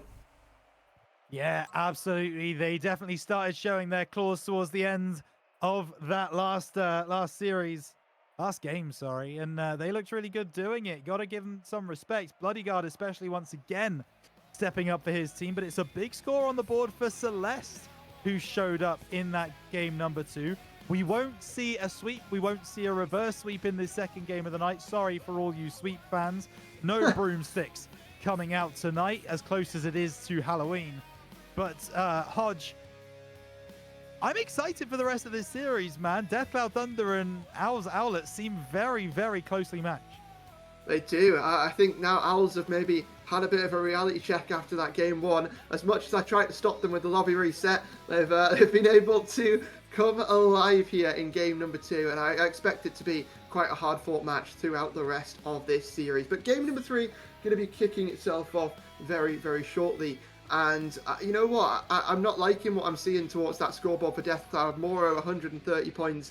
You've got to be looking at some of these players here for both of these teams. That, you know, the higher CMB players in Moro, in well, Bloody God, who's really championed this team in the last series to step it up and, well, make an impact. Bloody God is able to in the last game there on Forbidden Temple. Let's see what Deathcloud here can do in response in the next match.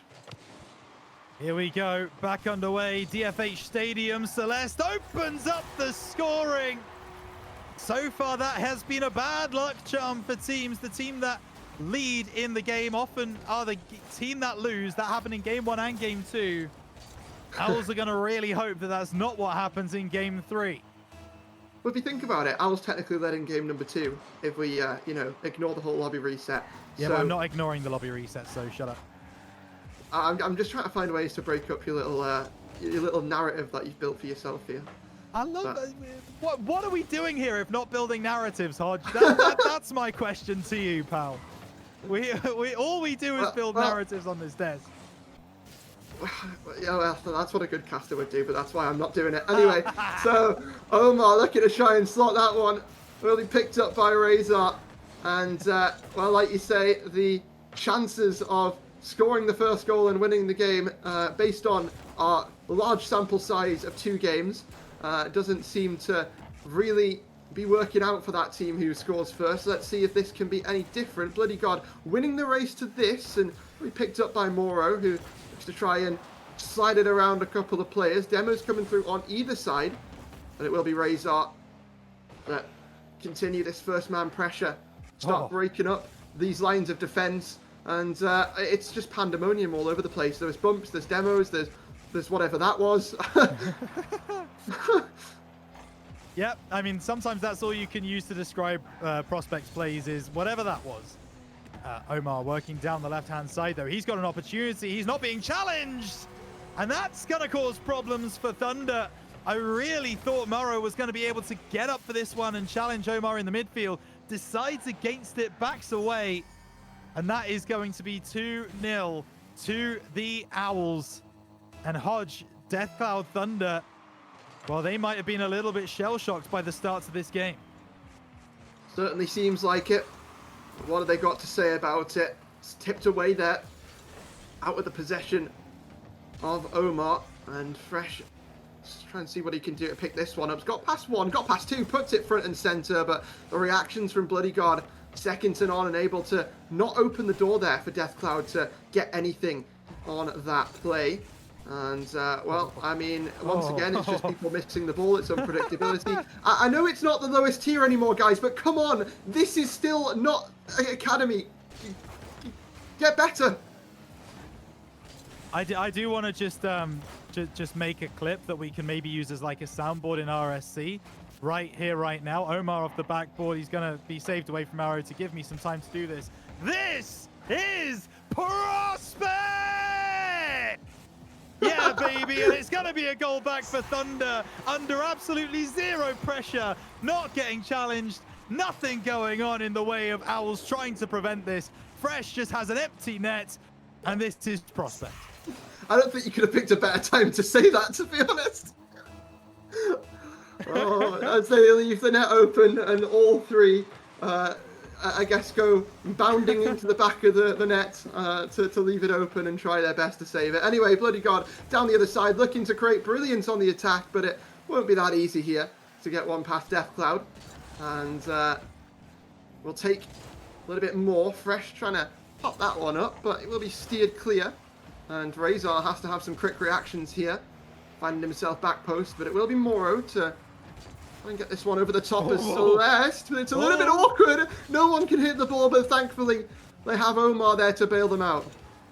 Yeah, just about. Ball off the top. Omar might be there again. Moro sends it away. And now it's going to be a chance for Moro to just drop this to Fresh. No, just going to take it away from his bonnet. Alrighty then, Moro down the left side. Celeste trying to get back. Maro does very well to get around the challenge. But a bit of a double commit coming through from the side of Owls. We'll get this ball back downfield. Omar makes a challenge. Fresh, if that's on target, it's going home. It doesn't matter. Ball off the backboard. Celeste was sent flying. And it's going to be 2-2 on the board now with 1:36 left. That sample size looks like it's getting a little bit bigger, don't you think, Reiner? Yeah. Certainly does. Well, I mean, it's been a bit of a redemption arc in the past couple of minutes for Thunder. The lay of the land was put down by Owlet, and Thunder doing their best to try and claw it away from them. Omar should have a free touch there, stop any attack from Fresh. But Thunder going to put together those passing plays a little bit more, see if it's going to work out for them. It's a little bit more time that has taken than I would have liked on that play, and it will allow Omar a look in. That's a really nice finish, actually. This one's going to be one that's a bit underrated, but Fresh with that clearance. Omar has to get past 2 minimum with the power behind the shot, and he does get enough that Thunder can't react. So suddenly, it's going to be Owls who retake the lead. They were 2-0 up. They were pushed back to 2-2, and now they are back in front in this game number 3, wanting to take the lead, not just in the game, but in the series as well. Would go to 2-1. Celeste now down the right side. No. Bodyguard trying to get the better of Fresh. Can't get anything there. Fresh driving downfield. Gets a bit of a reset. Not enough. Celeste will be there to clear the ball away. With 40 seconds left, Thunder needs to find something. Do indeed. 40 seconds left, like you mentioned, and Thunder need to put together the pieces. There's a great pass, but the block from Omar, second to none.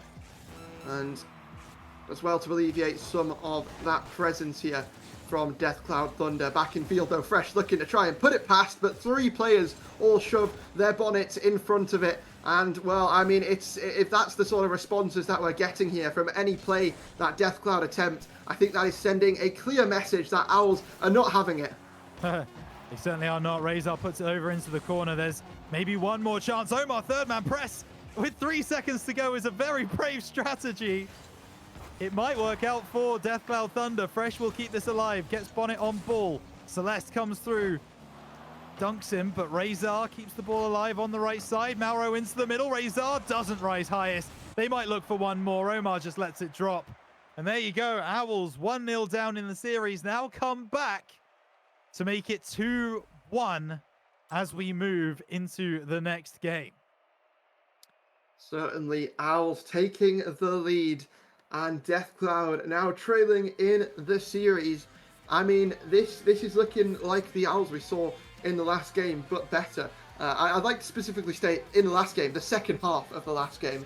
Okay. Don't get it twisted. The first half wasn't wonderful, obviously, but the I mean, I think they're just carrying forward that momentum right there. They're looking unstoppable, and as much as Deathcloud are trying, Owls are coming out the victor every single time. Well, not every single time. One time in the first game, not quite, but it's looking good. They're looking confident. They're looking like a team who wants to get to those playoffs, and they've got loads of lovely people supporting them in the chat as well. So I mean, we'll see if Owls are going to be able to do it. Is Deathcloud going to put up a little bit more of a fight? We've not actually seen throughout this entire playoff or play-in bracket so far in any of the tiers a back and forth fight all the way to Game 7. The Game 7s that we've had have been from reverse sweeps and nothing more. We've not had, you know, a back and forth trading games each way series yet. Is this time where that happens and we get quite a close one? Maybe it is. I have to say though, Hodge, you mentioned that they have a lot of support in chat. I've not seen them. I've not seen anyone in chat supporting the Owls. Come on, I need to see a little bit more. Maybe from the Owls, especially if they score this. Bloody God doesn't need the support. He's going to send that one over the top, finish the job 3 seconds in. Owls are 1-0 up. See, Rhino, this is your, how do I say this? Go on. Brand PR head-on, trying to get more chatters, more viewers. I see what you're doing here. Hey, why are you announcing that to everyone in chat, by the way? Do you want less people to chat? We've got to get engagement here. We've got to get... Come on, everyone. Let's see who your favourite team is. Thank you. Hashtag Owls. Hashtag DCE.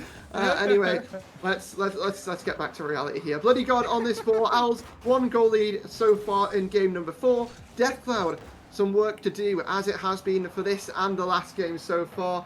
I mean...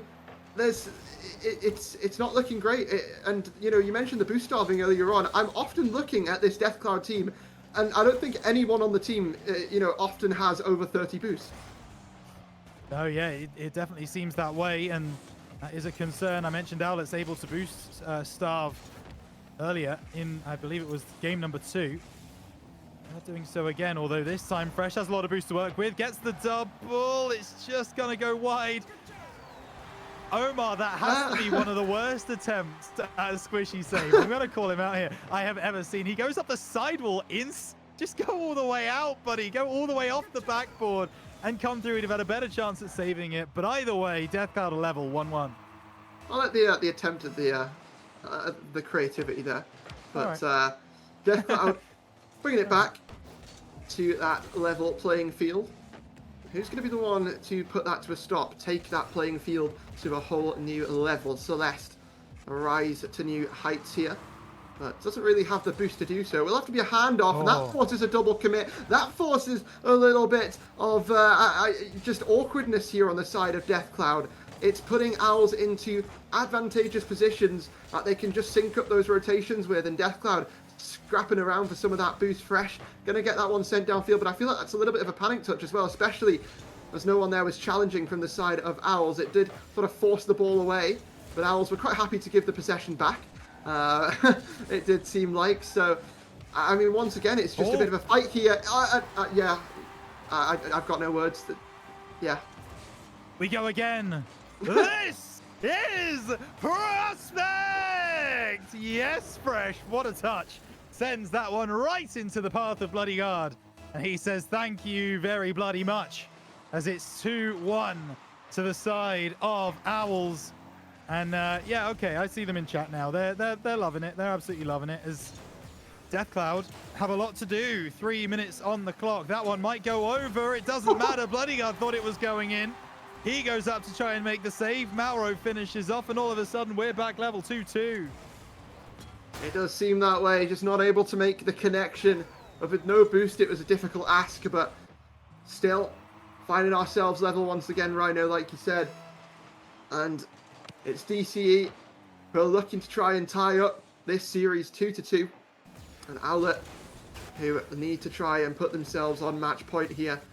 Let's see who's going to become the champion of Game 4 here on the Coliseum.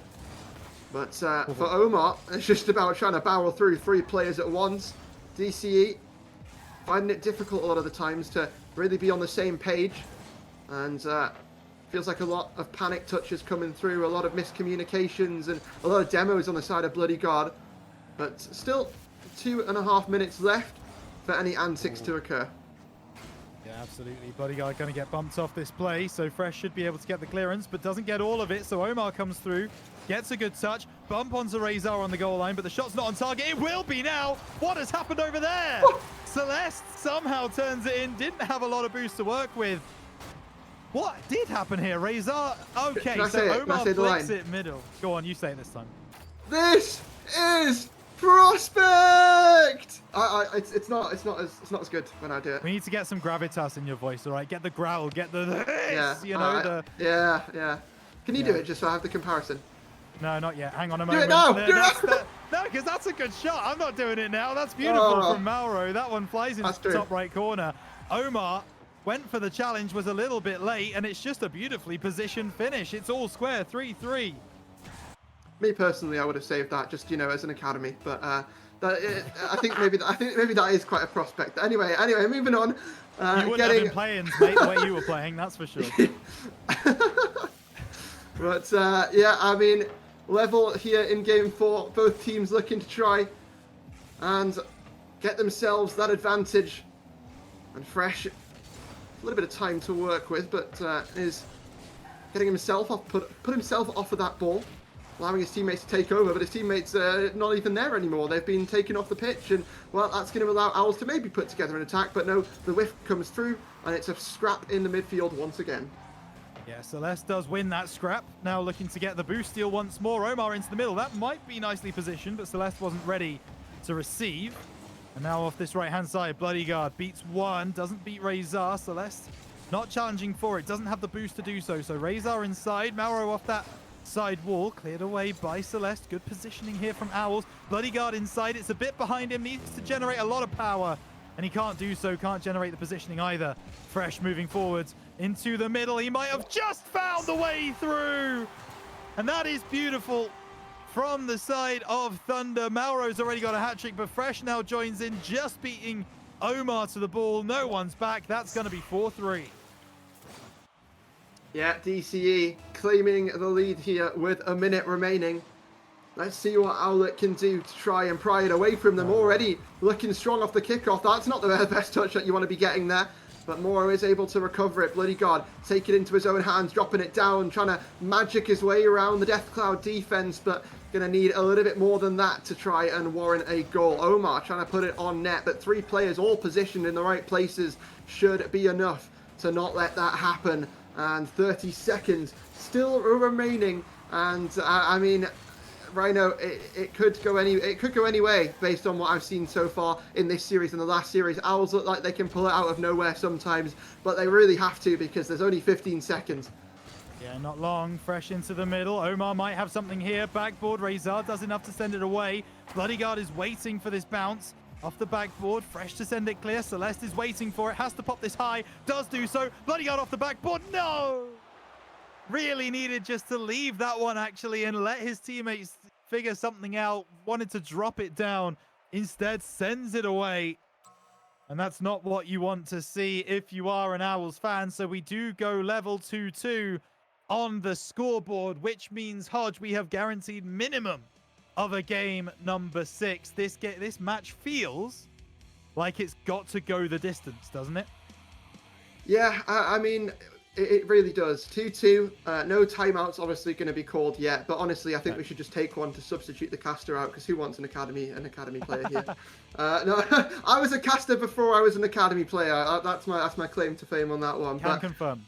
Yeah, but yeah, I mean, it's an interesting one here, Rhino. Where it feels so close in every single individual match, right? And I have a feeling that this is only destined to go to Game 7. But, I mean, we've got to see this Game number 5. It always feels so important, Game number 5 in a best of 7, right? Because then it obviously puts a team on match point. And, some teams after that just crumble a little bit under that pressure that they're playing against. So, we'll see. But we do have Game 6 guaranteed. But everyone wants that Game number 7, let's be real. Yeah, I think that is true. Beckwith Park is on the route to Champions Field. And so we do... Oh, hang on a moment. There's a...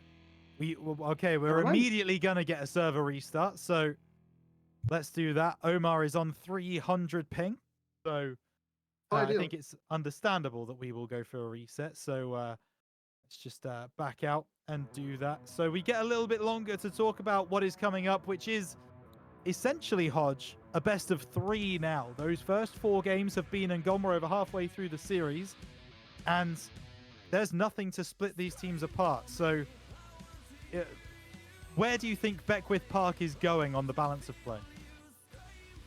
Well, I mean, I'm not sure. I'm not friends with this map after what happened to me last, the other day. But this map is certainly gonna go the way of one of these teams, and obviously, I reckon that it is going to be DCE after what I've just seen in that last game. They, to be honest, didn't look great. But I'm hoping, I'm coping, and it seems like I'm the only DCE fan around here. So. No bias, seem to be. No bias. I've not seen any DCE fans in chat, that's for sure. Like, I've seen Resist Jaguar. I did see Resist Jaguar actually, yeah, and that's a pretty big one, to be fair. But we do start moving in again. Bloodyguard trying to get that one over the line. It's actually going to be stolen here by Omar, looking for the ball into the middle. Not going to happen, as now Bloodyguard off the backboard, hit away by Razor. Omar gonna have to deal with this one. Just pops it high. Needs to follow through his own clearance and does. Fresh intercepts. Picked up by Mauro, cleared away by Celeste. And with 30 seconds gone, it's been very even in the midfield so far, but that might be the first goal of the game. But Bloodyguard gets there just in time for Owl. It does seem that way. And so far, so good here for both teams, able to stabilize and just try and fire the first shots here on Beckwith Park. Omar trying to put it in field, Fresh not having any of it, but that's a little bit of a risky touch and was able to get away with murder, not once, but twice there on those 50s. Deathcloud surviving, but now looking to go down the other side and try and create themselves an advantage. Yeah, they are going to do the best they can. Razor off that left-hand side, ball into the middle. Mauro can't get there. Bloodyguard has an empty net to aim at if he can shoot on target. He can't. Celeste is following through, looking for the 50, but Razor wins out. Now over in the back corner, Omar collects off the ceiling. Now trying to send this one long. Fresh picks the ball up. Now ball through. Celeste trying to get the better of Razor. Does get below him, but DCE in a good position to make that save, but not the second. Omar makes the most of that mistake, and it will be Owls to lead Game 5, 1-0. It will be Omar. Slams it center in that net. Owls take the lead, and I mean, talking about Omar, he's been such an electric player today, not just in this series, but also in the last one as well. It really feels like this Owls team play as a team, right? There's not that one player, obviously you've got Bloodyguard, and we've been talking about him non-stop, but it feels like, if one player might be having a bit of a bad game, there is players around them to step up and sort of alleviate some of that pressure that you would have on, for example, your highest player a lot of the time. So I'm liking what I'm seeing here from Owls, and it's working out for them so well so far. Certainly is. 3 minutes to go. Razor going to pop this one back to Mauro, who has just respawned, almost got sent straight back to the Shadow Realm by Omar, but he avoided that oncoming traffic. Razor over to the left side. Bloody steals it from him, looking for another touch. Beautiful crossbar, surely! Omar once again cleaning up from Bloodyguard's assist, and this is just wonderful. That reset is beautiful. Omar could not miss, and it's going to be 2-0 to Owlet. That's an incredible setup there from Bloodyguard. It's not even a prospect setup. That's a very good setup there from Bloodyguard, and then the tap in from Omar as well. Right place, right time. You've got to love that positioning coming through here from Owls as they're looking large and in charge here in this game. And DCE are just scrambling to try and get any presence here on the pitch. Moro is able to find a way through a couple of players, but Fresh taking his time, happy to just look to play those 50s. But as we start to reach, well, we've passed the halfway point of this game, DCE still nothing on the board and a lot to do to get back to any sort of point of making that happen. Oh, absolutely. That's a big 50 though. Razor surely will finish this one. Drives it into the bottom right corner. And he's been a little bit quiet this game, but he couldn't really miss this. No one back in net for Owls. And Razor just had to make sure that the ball found its home. That's exactly what he does. Just over 2 minutes remaining. Thunder back within 1. Yeah. Thunder giving themselves a lifeline here to little bit less work to do in the next 2 minutes. But that can instantly be fired right back if Owls secure themselves a goal. Fresh trying to put that one in field. Razor having none of it, trying to get this towards the ceiling. And for what has been such a close game so far between these two squads, it feels like it is going to need Game 7 to decide this. But, I mean, who knows? Because that's not the best touch that you want to get there. I understand the play that they're going for. But, I mean, Fresh, it's really, just put it quite frankly, an awful touch. Yeah, they certainly are, and 1.5 minutes to go. It's a hat trick for Omar. Tip him if you've got him. That's going to be really Owls, who should take home this game number 5 and go into Neo Tokyo with an opportunity to find Sunday Rocket League. Something that my co-caster here would know absolutely nothing about. I wouldn't Celeste on Saturday. will take the opportunity, will shoot into the back of the net, 4-1. I should have clarified weekend Rocket League, but nonetheless, it's going to be Owlet who surely now will take this victory. Yeah, it's looking that way. It does seem. I have to say right now, how many championship Sundays have you played in? None, but I've also competed in no seasons, so we wouldn't know. There's no data there, buddy. We wouldn't. Well, 1 minute still remaining. And Moro trying to put together some attack here for Death Cloud, but feels like nothing's connecting, nothing's going their way. And on the other side, Owls are in full control of this game, number 5, looking to put themselves on match point, put DC on the back foot, 1 game away from their season being over. But, I mean, we will see, because game number 6, that Neo Tokyo always seems to be heartbreak for one team. And, well, is it going to be DCE bringing it to 7, taking over that momentum? Or is it going to be Owls closing things out? I mean, one thing's for sure, I expect a timeout after this game. Oh, do you? I do. Do you? Okay. Interesting. I can see both things. I can see it both ways. Obviously, this is a loss that Death Cloud won't take lightly, and you would think that they would want some time to talk it through. But at the same time, I don't know. It's not been a bad series from Death Cloud at all. I think if they keep doing what they're doing, they know what they need to improve on. We will see what the decision is in just a moment. But when you're facing Omar, who's dropping a 606 on your head top, I mean, you know, what can you kind of do about that? They're going to try and come back into this next game. They are going to take the timeout. There it is. So Rays are confirming the timeout called, and Thunder are going to take some time to talk through their options.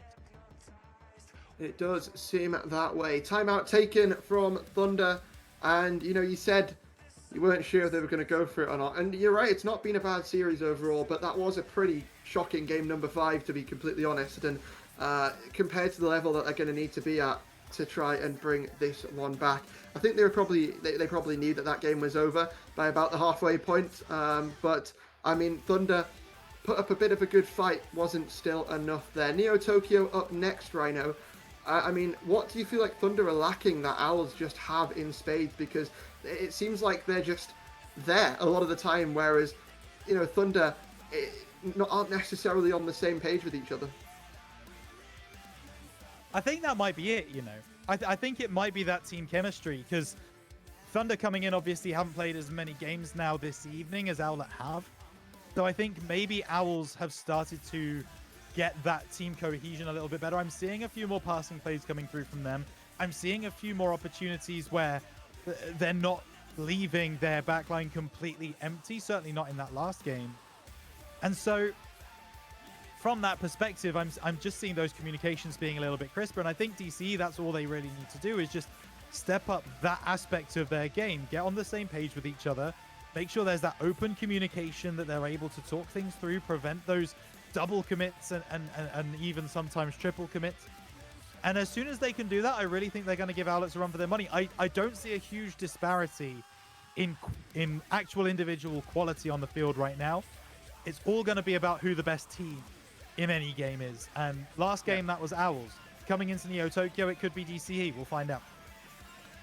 Yeah, and I think it's a good point to bring up the teamwork here, especially with a team like DCE, because I know they haven't necessarily always had the best sort of team bonding. I did hear rumors that, you know, maybe they didn't have the best sort of experiences with a couple of scrims in Week 9. But I mean, I'll let people think of that one and you know, use what they know to interpret that situation. But I think it's all about just bringing things together here on the day, trying your best, especially because if you don't win this game, if you're Death Cloud, that is it, season over, and they're going to be looking to keep on pushing to a game number 7, to a Champions Field, to give us our second game 7 of the day, but we've got 5 minutes separating that from happening in the first place. Here we go, Neo Tokyo, the only match so far that could give me a correct prediction. Hodge is already out of that race. We'll see if it comes true, or if we do indeed go to our second game 7 of the evening. Bloodyguard challenging Razor. Razor doesn't get all of it though, so Celeste will come forwards. Bloodyguard to try and turn this in. Actually going to play it off the sidewall, looking for the shot. Fresh makes a save. Omar from deep gets a good 50, but nothing more. And Mauro can bring it away for DCE. A good initial defense from Thunder. Yeah, DCE looking to try get themselves a game win here. Fresh being the catalyst in doing so has had some great first man moments here across the series, but has also had some unfortunately not so great moments at the same time. The same can be said for everyone here on the Death Cloud side of things, but Bloodyguard trying to pass it over to Omar. Razor was ready for it. Sweep the lines clear. Try and get Death Cloud a little bit more of that possession, but does not really keep that one close. Almost tosses it away to the other team. And in my mind, I can sort of hear Razor's voice screaming at me for doing the same thing. So, I mean, maybe the student's becoming the master. Or maybe the master just isn't consistent. Maybe The that's the master problem does not as well. concern himself with getting top 10. Exactly. Do as I say, not as I do, I believe, is a very common phrase used in teaching, as Omar sends that one forwards. Razor looks for a shot, but Omar's in the way. So it will be a chance for Celeste to pop this forwards. Mauro intercepting, sending it back. Bloodyguard drops it forwards. Celeste wants to get up first and does actually get it around Razor. Mauro still sends it forwards. Omar over to the left-hand side. Stalemate in the midfield until Bloodyguard brings it forwards for Owls. Omar out of the left-hand side. Celeste won't get up in time. The clearance is in. Fresh backboard. Bloodyguard doesn't read it. Omar's not ready for it. Double commit from DCE. Prospect is showing itself in spades, and an unfortunate backflip down the field is also going to lead to absolutely no aggression from Owls, and the shot is off from Death Cloud. It is. Omar has to bring it back up to that corner as the offense starting to cook here for Owls. And we see that when that gets going, it's so difficult to put that to a stop when they get control, especially of your boost management. And Omar at his best to play those 50s. Let Owls back into that driver's seat here on the attack, but it is just over down the other side. Pops up, Razor jumping for it from quite far away, actually. I don't think there was any chance in him getting that beat. It's now Hodge dunks on his coach for the season. I think that's the podcast you're listening to now, as Omar sends that one down the right side. Mauro doesn't get all of it. Razor with a big demo. Leads to Death Cloud, still keeping this aggression. Pass back is good, but Mauro not ready for it. It might actually, it was looking like it was going to fall in. Doesn't in the end, and now Omar takes it away from Bloodyguard. That communication not good enough, really. Maybe Omar's got a plan. Drives through, but Fresh should be there to send it away. A very quiet game 6 so far. Neither team wants to be the first to make a mistake, but there will be a goal at some point in this game. It's just who it goes to. Very good question. Who is it going to go to? Omar trying to provide the answer. Celeste, another attempt, excuse me. Getting all mixed up, and so is Death Cloud in the defensive side here. Fresh, we'll not talk about that one. He's able to recover it, though, to some extent, get past the second man.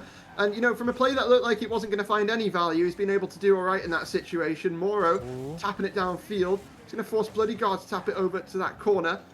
Get out of the danger zone, but Fresh wants to get right back into that danger zone.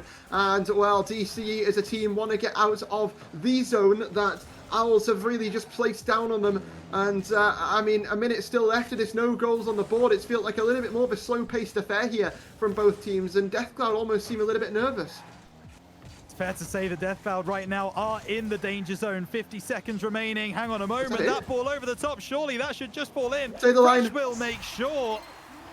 And maybe, just maybe, there is that Game 7 on the horizon.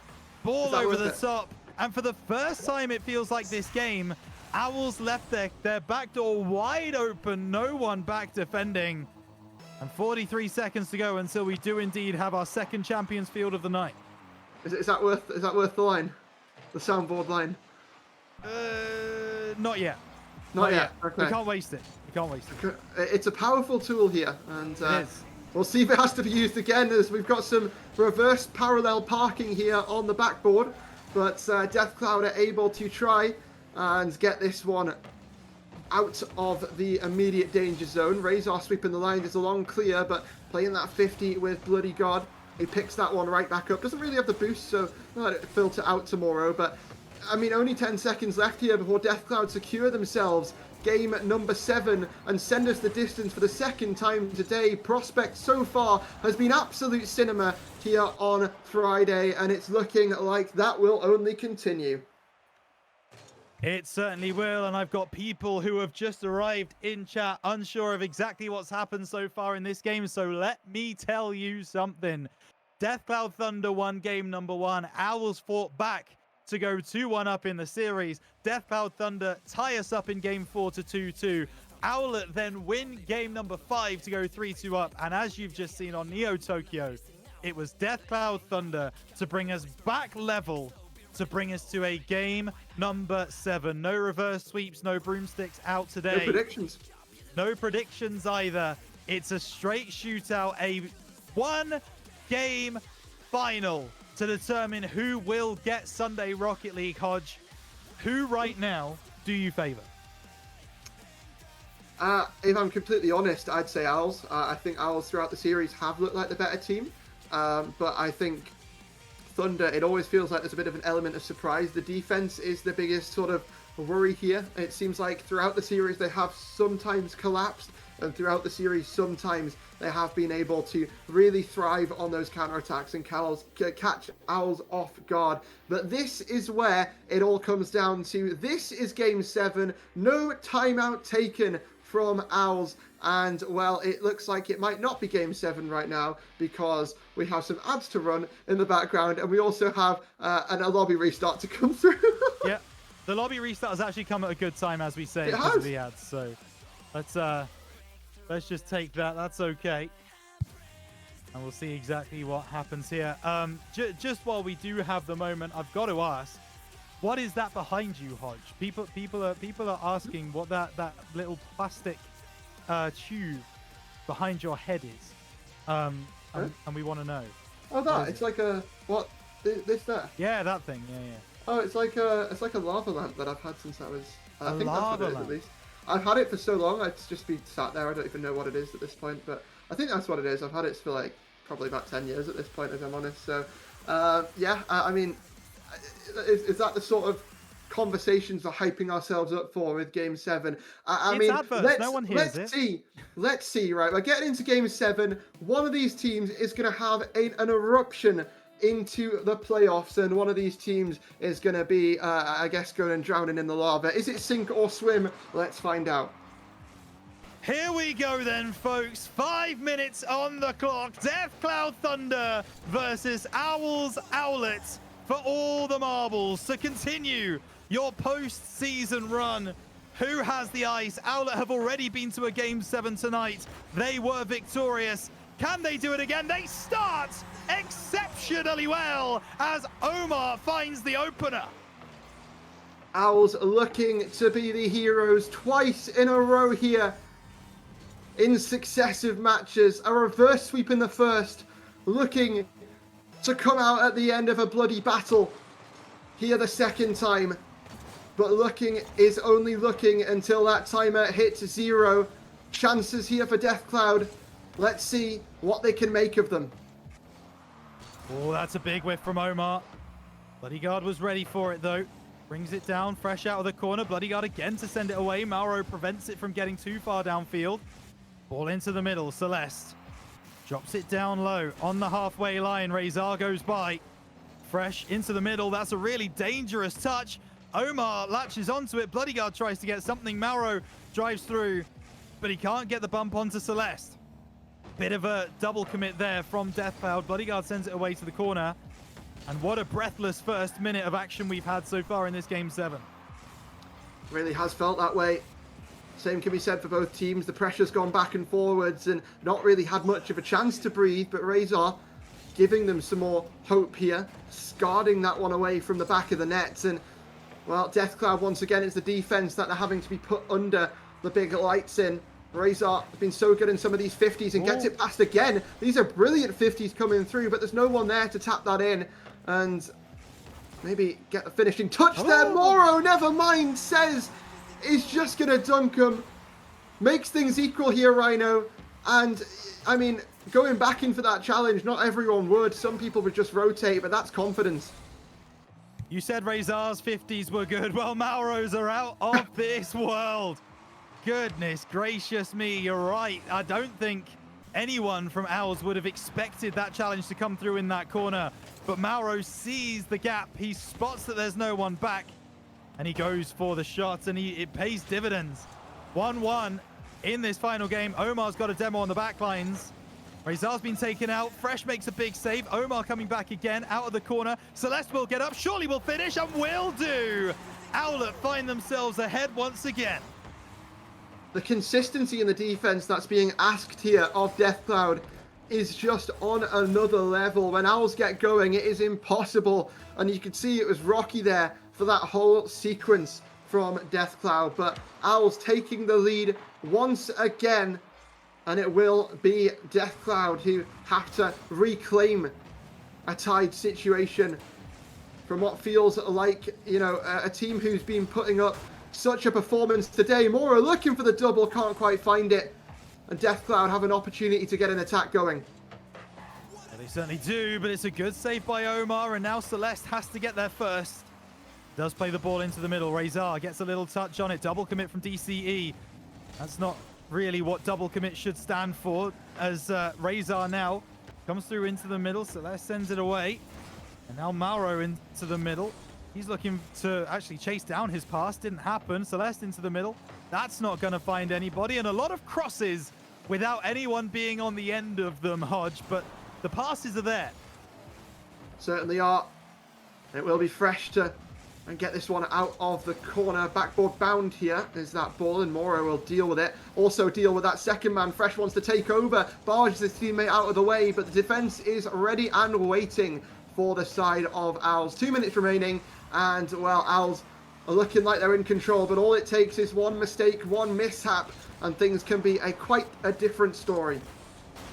Yeah, they can, and that's a big pinch by Razor, sending it back down the field. Bloodyguard, no boost, gets the better of one, gets the better of two. Great zero boost 50ing from Bloodyguard.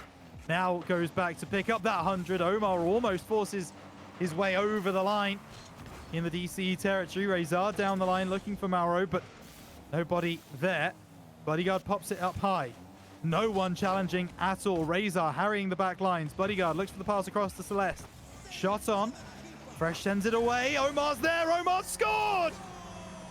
And maybe there is a big, big surprise in the offing here. Fresh with the clearance. Omar latches onto it.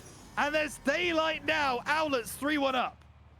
DC giving way too much space over to Owls. And as we learned in the last series, when you give this team space, they take it and they put you 6 feet under. 14 games have been needed for this team of Owls to try and get their chance at a playoffs run here on Sunday. But if 14 games is what it takes, then 14 games is what it takes. Defensive woes here on both sides, but the more consistent team has been Owls, and it's looking like Game 7 could well and truly go their way. 30 seconds left. DCE need something, need anything, and they're just not getting it. Yeah, Mauro, though. He's going to tell you to shut your mouth. There's more life in this game. DCE not getting anything for a while, but they now have got something. Mauro plays that one off the crossbar. Owls, do you have the ice to keep Deathcloud out for 30 seconds? That's all you need to get through to playoffs. Let's see. Do they have the ice before their name will be frozen on the bracket in 10th place? 20 seconds. Razor leaping up to this one. Moro, we'll see if he can reach that, but doesn't really have anything to get on the end of it. 10 seconds. Razor trying to run this infield. Bloody God. To send it down to the other side. Fresh has boost, has possession, but has such a big ask from that position. The timer has depleted to nothing. The time is gone. The fake is there. No. Fresh keeps it alive, but this should be all said and done. Owlet go through the gauntlet of 14 games tonight, but that is what it takes to get to the playoffs here in Prospect, and that is what they will do. Absolute brilliance.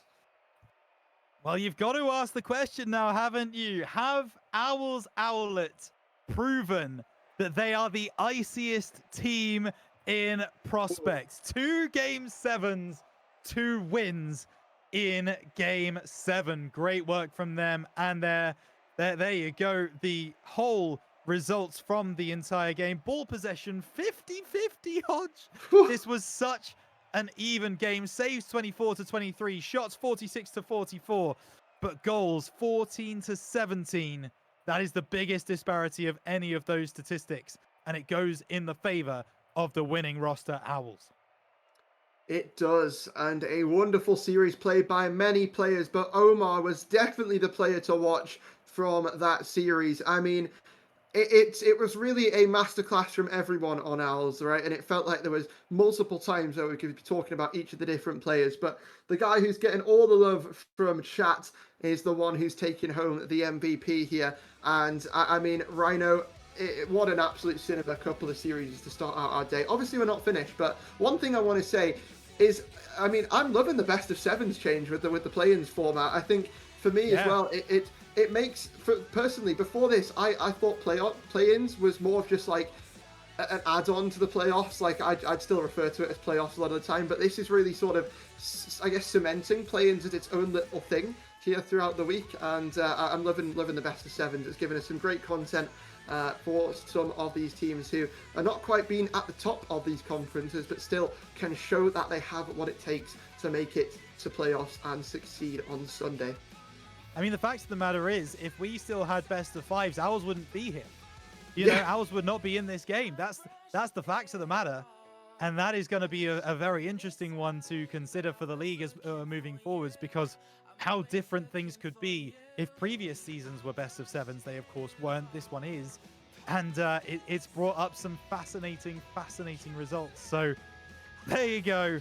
That's going to do it for us. That means we can show you the play-in bracket. As far as the lower bracket goes, it is now completed. It will be the Owls who go through on that lower side to play against the loser of Unitox and Coley with 2C versus Illusory Tomfoolery. And that game, Hodge, is coming up in just a moment. Very excited for that game.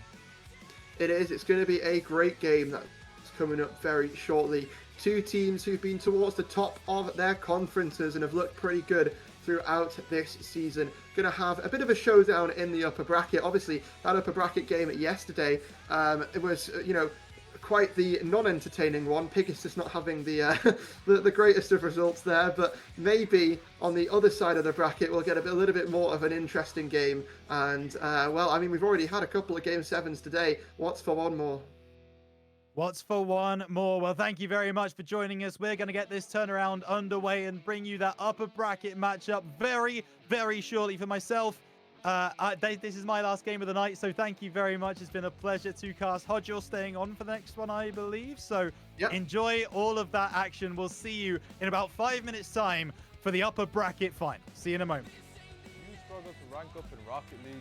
Are you stuck in Diamond while your other friends flex their SSL title? Well, look no further. I have partnered up with LTXAcademy as a coach, and we are ready to boost your gameplay. With multiple tournaments and trophies won and thousands of dollars earned, I will tailor to your needs and make sure you get to that next level. I'm also doing discounted prices for the first 10 days, so you do not want to miss out. And you are also probably thinking, CMOS, how do I book a session with you? well, that's easy. Just open up that fancy browser of yours, type medify.gg/@cmasorl_, pick a session to your liking, book a time, and bang, you're booked, and I'll see you in the call. Once again, that's medify.gg/@cmasorl_.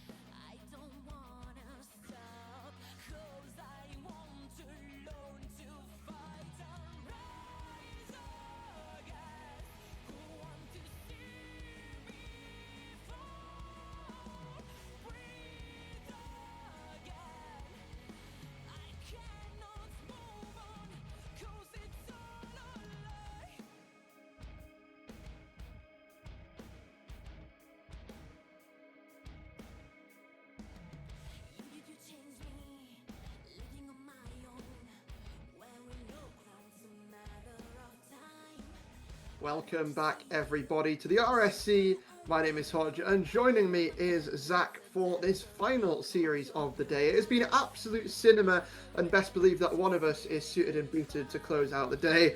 Spoilers, it is not me. Welcome, Zach, to the final match of the day. We've had 2 Game 7s so far, and I mean, this one, it's looking like there's a lot of support for one specific team in the chat.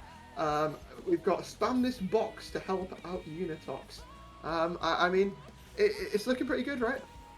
Yeah, it's looking pretty solid for Unitox. They've got the support there, and a little teaser. I think they might have some in my prediction a little bit later on. But I think it's honestly, I think it'd be pretty exciting to see another game 7 come out of this series. But yeah, here we have a quick look at the bracket. If you wanted to run us through. Yeah, we've obviously played those 2 lower bracket matches today. Incus Owlet, Thunder Owlet. And Owlet has absolutely run a marathon through today's bracket to get themselves to the playoffs on Sunday in 14 out of the maximum 14 games that they could have played. But now we shift our attention to the upper bracket. It is, I'm not even going to try. It is Unitox versus Illusory, and well, I mean, there's a lot of different ways that this series can go. Chat is very, very prevalent in which way they want it to go. And I mean, we'll see. I think we're just going to jump straight into predictions here because, I mean, the players are all here. We don't want to waste anyone's time because we're already starting this 30 minutes later than planned due to the lengthy series that we've had here today. So I'm going to come at you first, Zach. What do you predict going here? Who do you predict is going to win for this series? Yeah, well, we did look at an amazing, so far 2 best of 7s. Now it was both the same teams running through, but let's say we're going to keep the streak going, and let's see if we can hit another best of 7 here, but it's going to go in the favor of Unitox for me. I'm going to go 4-2 Unitox. I think that I think we've both gone for the same thing here, and I think it is going to be an electric game, but I'm not sure if we're going to get a Game 7. You've gone for the 4-3. You're going for the full 7. I'm not quite as convinced, but I mean, I would love to see another Game 7 nonetheless. But I mean, it's been an incredible day of action so far, but it has to end somewhere. And for these 2 teams, it's only the beginning. The upper bracket battle here to start out the play-ins and to kick off playoffs for one of these teams who qualifies. It is time to go and get these players onto the pitch because, I mean, the loser of this isn't eliminated. That's the bright side. We get both of these teams playing on Sunday. It's just a matter of who has that extra life in the upper bracket. Yeah, here as we go into this kick-off.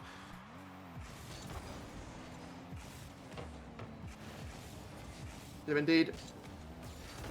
Well, so far, so good for the side of both of these teams, just trying to establish themselves in the early game. And already a little bit of an interesting moment there for tomfoolery, but they're taking no tomfoolery whatsoever at the start of this match. Voodoo trying to keep the pressure up here for the Unitox. Like, who's going to strike first? Hakon. Throw it up in the sky with MST. Dunk it down. It's just about establishing a presence, a pressure in this early game here, Zach. And I think for both of these teams, right, it's just about setting the tone. Yeah, here, and we're looking for some awkward nets here, but Voodoo looking for an opening, taken up by Bluegi here. They're just looking to set up an opportunity, break apart the opposition, looking to set themselves up for a goal here. And tomfoolery's looking to break out. They need to get themselves back in control of their defensive side here. The pressure is continuing strong, but we're seeing them maintain good backboard defense, keeping the ball out of net despite some pretty good opening and shots as they look to set up back into some control in midfield. Yeah, they've certainly been able to withstand any sort of pressure that Unitox is putting on, which is already a good sign here. And a lovely save coming through from MST. Going to swing the possession over into the hands of Illusory. This is where they get a chance to start putting on the press themselves here. Their first chance at an attack, and it is Vapids dropping things down. Popped up here, Voodoo trying to meet a player in the skies, but will be just once again scrapping in this midfield, looking to try and see who has got the better sort of entry into this game. And with the amount of whiffs that there is on this ball, I'd say these teams are, looking a little bit nervous to start things off as they play their first game on the stream here in play-ins. But it's not necessarily about how you start in the series, as we've seen so far today. It is about how you finish a series, and doesn't matter how many games you win. If you don't win 4, then you ain't winning the series. Yeah, it's exactly right here. And the midfield pressure is continuing. It's a back and forth from both teams. Looking to set up. Awkward 50 there. Almost goes in for tomfoolery. But now it's back on their side of the field. Looking to go up the wall. Back in control. BlueG up to defend. Down below. Just almost over. But it's still going on their side here. Well, chat very clear who they want to win this match. Support of the baskets, I guess, coming through. Someone needs to tell them that they're not actually box emojis, they are basket emojis. So I think someone needs to change this chant. It's got a bit of a fault in it. But shattered, I didn't see that. But anyway, the goal isn't in, not quite. It's just swept off to the side and picked up on the early fireworks. Continue to not quite give it the spark they need just yet. Unitox almost drawing first blood, but almost is staying as almost.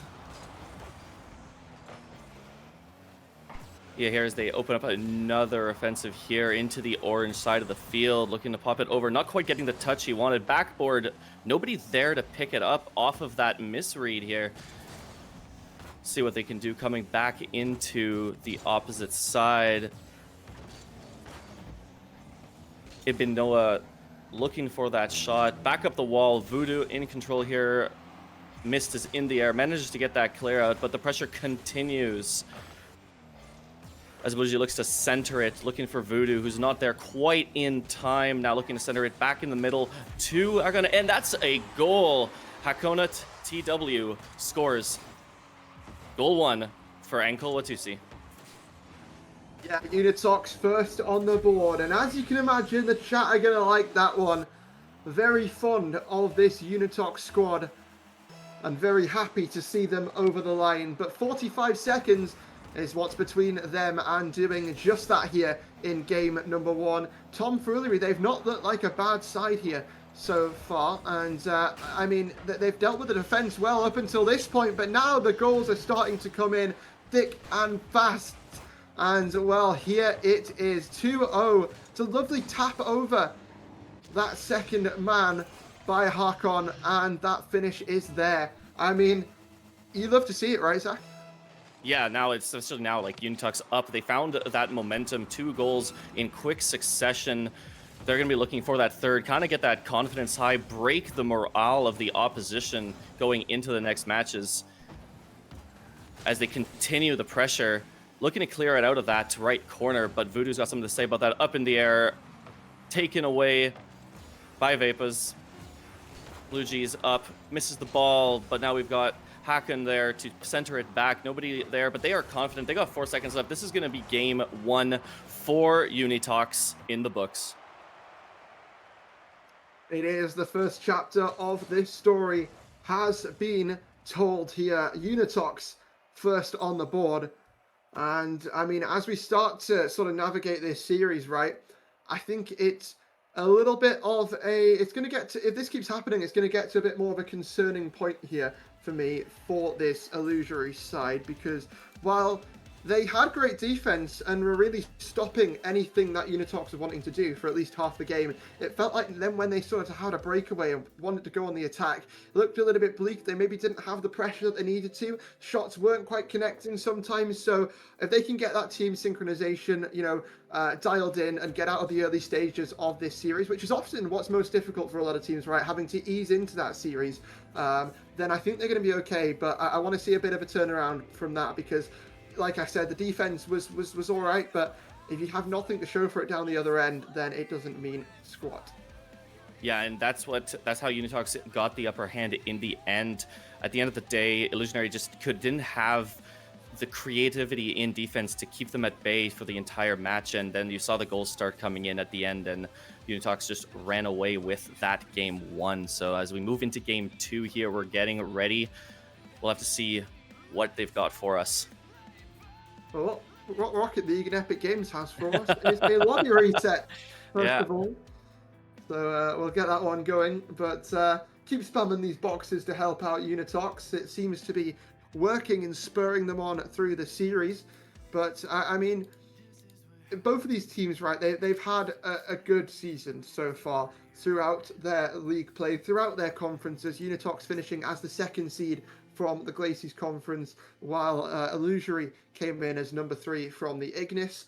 And I mean, it's been a bit of an interesting battle between, the prospect conferences in themselves. I think when you look at the teams in the Glaciers Conference, it really has been a 2-man show mostly. But when you look at the side of the Ignis Conference, it has been one team doing really, really well. The rest of those teams all sort of being in a little bubble of their own. So I can't wait to see how Prospect Playoffs goes as a whole here, Zach, as we sort of continue on with Prospect on Sunday once we get the play-ins wrapped up here today. But I mean, both the play-ins that we've had so far in Academy and Prospect have delivered. They've been absolute cinema, and I cannot wait to continue these tiers into the weekend as we get our playoff brackets sorted and we can crown our first champions of RSC16. So I mean, it's gonna be a fun one. It's gonna be a fun one for sure. So I mean, we've got all 9 players in the lobby. We'll just tell them to go and get started here, because game number 2 is looking to get itself underway. And well, is this going to be 2-0 in the series, or is this going to be all square and turning into a best of 5? Yeah, here as we go into the second kickoff of this series. Demo right off of the bat. Avendona looking for that connection, not quite getting there, but Vapids is there to pick it up. They're looking to put on some early pressure here, but not quite connecting when they need to, when they have the opportunities to open up the Unitox side of the net. They're just not finding the ball, not getting the connections, and they're having to send a 2nd and then 3rd to make that shot. Well, let's see who gets the opening bullet, the opening bruise here in this game. Blue G trying to center this ball for Unitox. So no avail so far, but it will be Vapids to put this one up, and MST already up for it, looking to throw it on the net, but it's thrown straight back off, and Unitox showing that they're able to stand their ground on the defense and also look to have an explosive offense as well, as these demos look to try and add a bit of an extra element for Illusory to deal with. But they've handled it well. They've got that one cleared away, and now looking to try and start picking pieces away from this Unitox defense as they go on their attack. But their attack didn't last long, and we're already back down the other side. Yeah, it's been a pretty 50-50 showing here on the field. Those demos actually earlier, I think they might have screened the shot from, because it was a pretty open net, but they're going to look to recover, set themselves up for another. There's been some good opportunities from both sides here in this game too, and they're just looking to set something up nice and slow, looking for that opening here as the midfield game continues to wage. Yeah. So far, nothing on the side of the scoreboard for either team. And 1-0 in the series here for Unitox. A crucial match for Illusory. Try and make this series not start escaping from them. We already saw yesterday in the upper bracket of our play-ins with Sanctuary versus Shadow what can happen when games start to get a little bit out of hand, get out of your control, out of your reach. It can slip away quite quickly. And, well, now have to see if Illusory can put a stop to the landslide that Unitox want to throw at them. Voodoo pops it up. And, I mean, it's some great attacks here for Unitox, and while it might not be converting into goals, it's certainly doing its job of starving away some of these resources, Zach, and putting Illusory in these awkward positions that they certainly don't want to be in. Yeah, and it's turning into a game here as Unitox goes for that first shot. As you mentioned it, they were starving out Illusionary, kind of breaking their rotations for the last, I'd say, almost a minute. And here it pays off with that open net from the demo into goal number 1. I like this. I just wearing them down over time, stealing away those big pads, draining their resources. And in the end, if you do that so much, the other team's got to crumble, right? But, I mean, side of both of these teams, it really has just been a bit of a brawl. And, well, I say brawl, it's been more of a one-sided brawl so far. But I'm sure Illusory would like to change the narrative here. Vapid's free touch. Try and pop it up. Blue G. Last on the defensive line. It will be over to Iband, but be cleared away there. Nevertheless, it will be kept going here by MST, and a good chance for Illusory to maybe put something together, but a chance is all it will result in. It will be cleared away. I mean, the attack just seems non-existent from Illusory, and the counter-attacks from Unitox are just impeccable. Yeah, they've been managing to clear it back out. Here's another open end opportunity. Crossbar shot, but there's the follow-up shot from Blue G, scoring goal number 2 with just over a minute left. And as you mentioned that there was the offenses when they're pushing against, when Illusionary is pushing those offenses, they're having to commit too mgoing players and leaving that back end. Both goals came from slower rotation coming back into Illusionary's side, and they're going to be looking to have to fix that. But they already come back with a goal right back as we were talking 15 seconds later.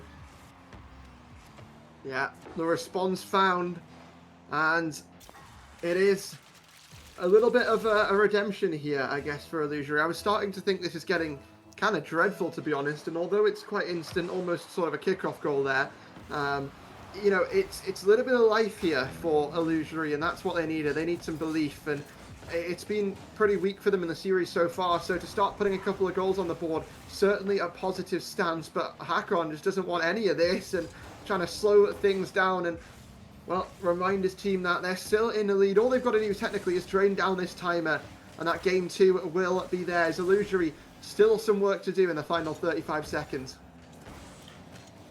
Yeah, Unitox look to keep playing their game from the early parts of this one, keep starving out Illusory, and just keep that offensive pressure on here. But there's looking for a clear, but Hakon is ready to intercept, looking to turn the direction of that play here, passing it over to Voodoo off the wall. See if misses a little bit misread there, but Hakon's there to pick up, looking to prop it down below, read by MST. And we're counting down the last few seconds of game number 2. Unitox up 2-1. Will this be 2-0 in the series? Looking that way, all they've got to do is let this one hit the ground, and Unitox go up 2-0. No timeouts so far on the side of Illusory that has been called. They look quite happy to play on with this as we're starting to see the ready ups come through.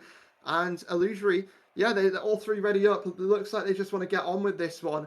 Not sure if that's quite the stance I would take personally, but I mean, sometimes teams just do forget that they've got access to timeouts, if I'm completely honest.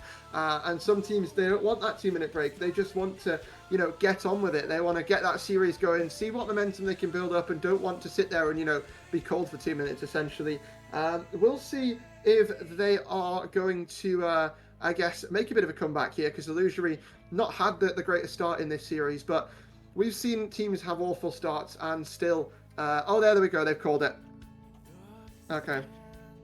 They've called it. It only took them a minute, but they have, in fact, called the timeout, and we will be starting the timeout timer here if Stingray can do that behind the scenes. I mean, thank God they've taken that, Zach, because I feel like, you know, as much as sometimes you want to just play on and stay warm, it's obviously not working here, right? Yeah, something's not working here from Illusory's side of point of view here. They were able to put up some good defense in the early sides of both games, but then they were letting rotations, they were letting that pressure from Unitox get to them, and they were letting Unitox break their rotations, open up their backfield, and get those goals in. Yeah, there was that redemption goal at the end of game 2 here, but they're going to need more than that. They need to have more consistent, they need to find a way to have more consistent shots on net on Unitox side. and kind of get some plays going, because we haven't seen what's necessary to overcome the opposition right now. Yeah, we really haven't. It's been a bit of a struggle bus here so far for Illusory. But on the other side of things, it's been Unitox who've been parking the bus and really not been much resistance either side there to try and, you know, move it. It has really been the Unitox show so far today, almost reminiscent of the Unitox show that happened the other day in Academy, where they dismantled DSQ. And I mean, it's looking like it could go a very similar way here today against Illusory in the prospect here. I wonder if it is just people spurring them on in chat with the, you know, spam the box to help out, spam the basket to help out Unitox. What do we think?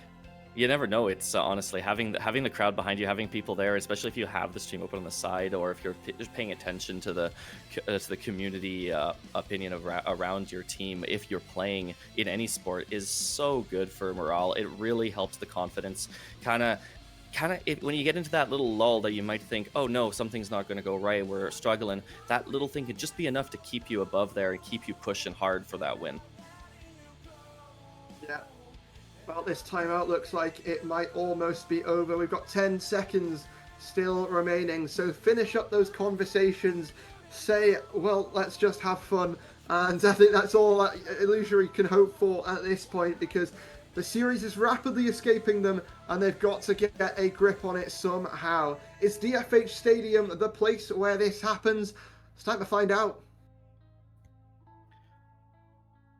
Yeah, let's see if Illusory can start that comeback here. They are down 2-0 in this series. They need to open up strong. Let's see what they've learned from their timeout, what they're able to take from the first two matches here. But it's already a shot on net cleared off the backboard by Vapids.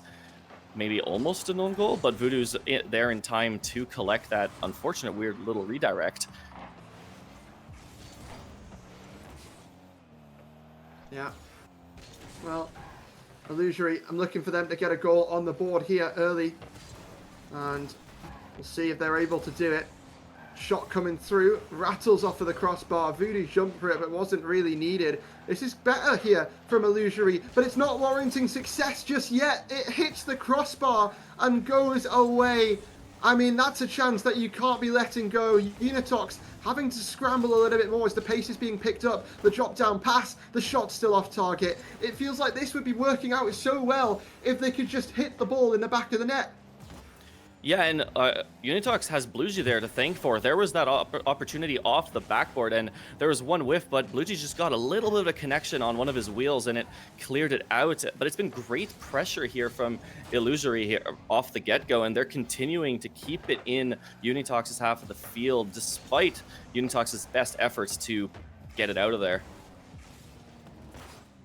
Well, the best efforts have worked so far for Unitox to not just clear their lines, but also look to put an attack together themselves. MST touch to the side, but it's not really going to be one that was helpful. Rule one between their own teammates, I guess, and obviously you want to break that one, especially with a position that you are in the series right now. But Harkon will drop it down, and Unitox, they're just looking to continue the pressure, right? It's same story, different game. Is now 2 shots on the backboard, looking for that bottom right corner. Hakon aims, shoots, and scores, taking the lead in game number 3. Does just that. Unitox looking in charge of game number 3, as they have the whole series so far, and they're looking like they want to cement themselves as a top 6 team in Prospect. And they will do just that if they get this game closed out and the next one, and it's Bluesy to fire the next round here into the heart of Illusory. It's the demo, it's the shot, it is perfection from Ankle Watusi. Yeah, it's the second time we see that demo clear pay off for Unitox, and Illusionary just doesn't seem to know how to counter it. It's 2 times so far, and you know, we might see them continue to pressure that technique if it's working. Now they're 2 up in the series. Illusory is looking to find that momentum they had in the first 50 seconds, but they just haven't been able to get that magic back here, as Unitox really starting to dismantle them again, as they've done in the last 2 matches. But there is a breakaway. All 3 of them was a bit of almost a miss, I thought, but manages to tap it in. Ibn Ndoa gets goal number 1 for Illusory, looking to keep that differential down to only 1 here halfway in this game. Well, let's not get too ahead of ourselves here, Unitox. It's still only a 1-goal lead now that we're working with. But to be honest, they could have missed that open net, and I think they still would have had about 20 seconds to try and score it. So I think that was in nonetheless. But Unitox, I mean, maybe giving them some help. I don't know what you want to go with, but giving a goal over to Illusory with that double commit. Illusory, what can they do to continue to, I guess, put on the pressure that we saw in the opening 30 seconds? It looks like not much. It looks like they've been caught off guard a little bit. But Unitox, there's not a second man there to take that shot. And it continues to be a scramble in the defensive side for Illusory. That was a beautiful 50 from MST, or reading the shot. Now it's cleared up above the net, but Voodoo's there on the backboard. Awkward center, but they've got a person back here as Hakan looks to dribble around, looking for that shot, but Ibn Ndoa does a good job to trip him up, allowing for that clear. But Voodoo's back on Illusory's end, looking to set things up one more time. Certainly is. And 1 goal needed here to tie things up for Illusory. See if they're able to do it. They'd still have to worry about an overtime if that was the case. They want more. Illusory not going to give it to them. And, I mean, it's just looking a bit scrappy here for Illusory. It has the whole series. And Unitox, it's looked brilliant. And there's the whiff. That just cements it all. Is that in? Yes, it is. BlueG, right place, right time. But that's not a touch that you can be missing. No, that was an unfortunate miss by Ibn Ndoa. I'm going to keep mispronouncing the name, but again, leading to another goal for Unitox there. We saw them, again, they were able to break down Unitox a little bit, but I think it was a more of a, at this point, it looked a little more of a result of an overconfident pressure from Unitox, allowing that 3-man breakaway, and they've just come right back from it after, and just peppering Illusory's goal with as many shots as they can until something goes in. Yeah, 45 seconds still remaining as Unitox look to try and close out a 3rd game in a row here. Illusory have got a lot to try and fight back from, both in this match and in the series as a whole. But, I mean, we've seen it happen twice so far across both the Academy and the Prospect play-ins. Reverse sweeps apiece. Those ones look like they had some life in them, though. This one looks completely opposite. Hang on, maybe they'll get something. Maybe they'll get another goal here to make it possible. They would need some, you know, kick-off miracles here, Zach, but I see a road developing. Yeah, there's a bit of a road here. We've seen much crazier things happen in 20 seconds in Rocket League. So let's see what they got off this kickoff. Let's see if they've got a unique strategy here to set them up for a quick opportunity. But Voodoo clears it back to Vapids, looking to set him up in the air, gets it over BlueG, bring it down, pass over, and MST doesn't quite get the shot. This might look like the end here unless they can get, and there's, yeah, unfortunately, the game's not there for them.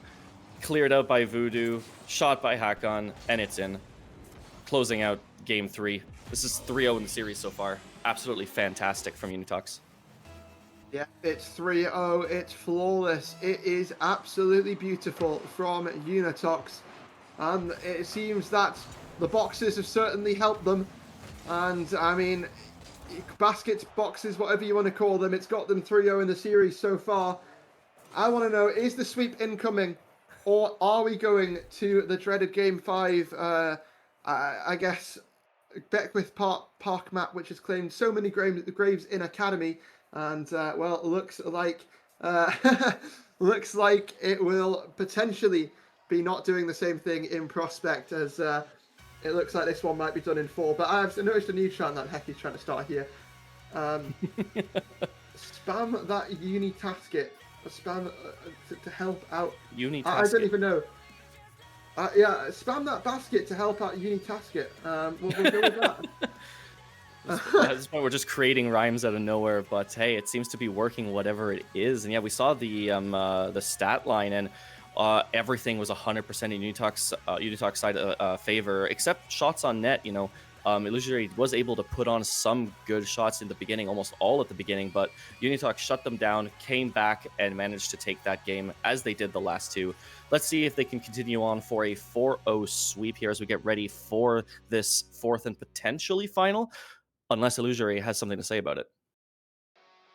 Well, it might be the dusk here on Utopia Coliseum, but is it the sunset for this series? 6 players join the pitch, 3 might leave, and well, will we go to a map number 5? And will this series continue to chug forward, or is this it? And is it over here and now? Time to find out here on the Coliseum. And I mean, Unitox, they've done so well today. Are they going to be able to close it out in a 4-0 sweep?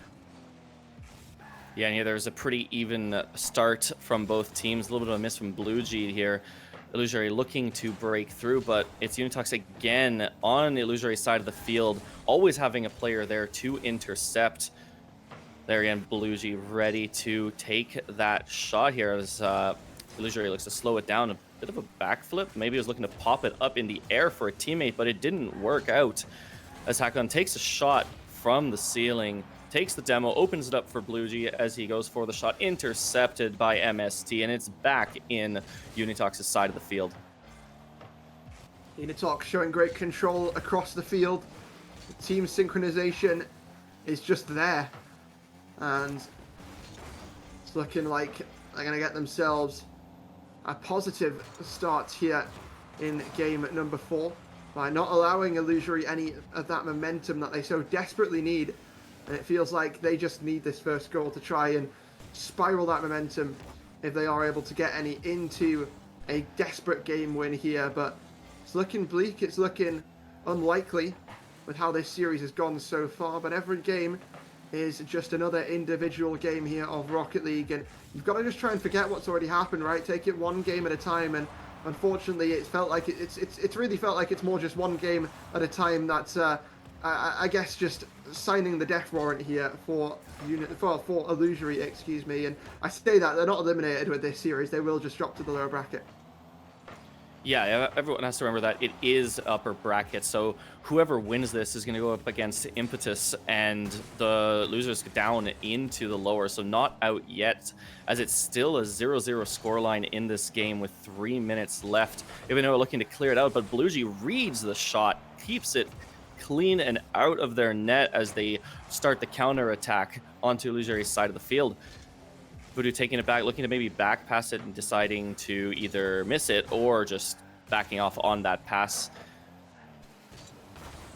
And something we've seen a lot, and oh, nice, beautiful pass shot from MST. No, is someone there to finish it? Yeah, even though it's there, he gets it in. I was worried nobody was going to commit to that one, but thankfully someone was there for that goal. Finally, Illusory up by 1, leading a game in this series for the first time. The way that shot sort of ricocheted everywhere but in the actual net is quite sort of descriptive of how this series has gone. It's felt like, you know, almost for Unitox, sorry, for Illusory, but not quite. And, well, maybe they can turn that into right here and right now as they look to try and save this series here. But are they going to be given that opportunity? Blue G in field. Hakon not quite there, but is there to just sweep it over to the sidewall. Look to pass it back over to his teammate. Voodoo just actually 50s that. Looks to try and send it down to Hakon, who almost puts it on target, but just off of that back wall. Blue G looking to slip through the defense, but it's quite, you know, a difficult defense to break through here in game number 4. It's looked a lot better from Illusory, and it's a long road ahead of them, but it's a place to start. Yeah, exactly. And like, you look at this game so far, potentially another shot, looking to slow it down, but gets beaten to the ball on that shot. But what I was about to say is, you know, Unitox has had that rotation. They've always had someone back in defense to be able to take either the volley or intercept 50 with one of Illusory's players. And what we saw work in that last goal was a beautiful passing play, slowing the game down, leaving it, giving Illusory the opportunity to play the ball around that third man. And then we've been seeing some passing plays come out a little bit more out of them and kind of giving a little bit more opportunity. So it's looking a lot better this match for Illusory, but so far it's been enough, but it hasn't stopped Unitox's oppressive offense here. Really hasn't. Unitox have certainly been lights out this whole time, but Illusory are maybe looking for a glimmer still in the light bulb, trying to see what last power they can squeeze out of their own minds here. Keep the energy running, keep that power flowing. 40 seconds for Unitox to try and find a response before we are heading to a game at number 5. Unitox still going in with this high aggressive action play style and finding those demos, opening up that space.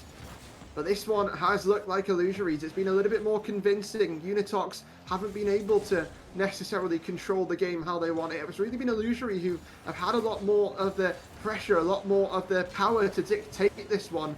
And it's shown here on the pitch. They've had more pressure. They've converted it into a goal. And as that timer ticks down, it looks very much like it will be Illusory who respond here. Surely we're not on for another reverse sweep, right, Zach? Surely not, but it would be pretty impressive. This was, it was definitely an important game for Illusory, managing to stay up. And again, this is the first time they led in a game, and they were able to hold that lead with a pretty solid defense, despite Unitox really having a very, very aggressive offense throughout the entire game. So great showing from Illusory here as they managed to force a game 5 out of this. Yeah, really good from Illusory to try and stay alive. It's about taking it one step at a time, one game at a time, and that's what you've got to do in this position. I think it's interesting to sort of see the mentality that teams approach these situations from. And obviously, we saw a reverse sweep in Academy the other day from Team Serene. They reverse swept Azteca to make it to the top 8. I went and spoke to Envy and said, you know, one of the players on that team, and said, you know, what really powered you through this reverse sweep? And he said it was a mentality shift of thinking of it not like a game and just thinking of it more as a scrim. Is that what Illusory need to do? Do they need to jump into the scrim mentality? Yeah, it's hard to tell. Like, obviously, they already took their time out, and so whatever they need to figure out throughout the rest of this, they're gonna have to figure it out on the fly. They don't have that time to kind of brainstorm what they need to do to keep this ball rolling. But now, as we go into Game 5, we're going to see if they have that in them, or if Unitox can shut them down. Time to find out the answers to these very important questions. And will Unitox put the exclamation mark on what has been a question mark here, especially in that game at number 4? Or will Illusory continue to set the bar, I guess, start to come closer to the bar that Unitox have set, excuse me, by every game that passes? 30 seconds in, nothing yet for either team. But I think now Illusory have got a little bit of momentum to work with. It's only a matter of time before they start believing themselves. Yeah, and so far it is only one shot for Unitox to at the beginning so far. Pretty slow start. Both teams looking to feel each other out. Obviously, Unitox really felt like, looks like they probably felt like they had the upper hand, a pretty easy upper hand in the first 3 matches, but Illusory kind of coming out and making them realize they do still have to work for this. It isn't just going to be a freebie for them, as the pressure continues from Illusory on Unitox's side of the net. Louis looking to intercept Vapids, who tries to take a shot. Hakon clears it out.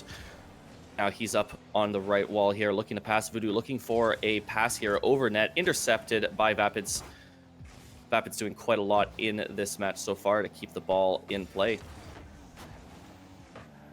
Look at the roster sheet, and seems that Illusory are playing with their lower 3 players of their CMV range, not playing Nick, who is their highest CMV player. So I'd be interested if anyone knows in Twitch chat, and they probably will.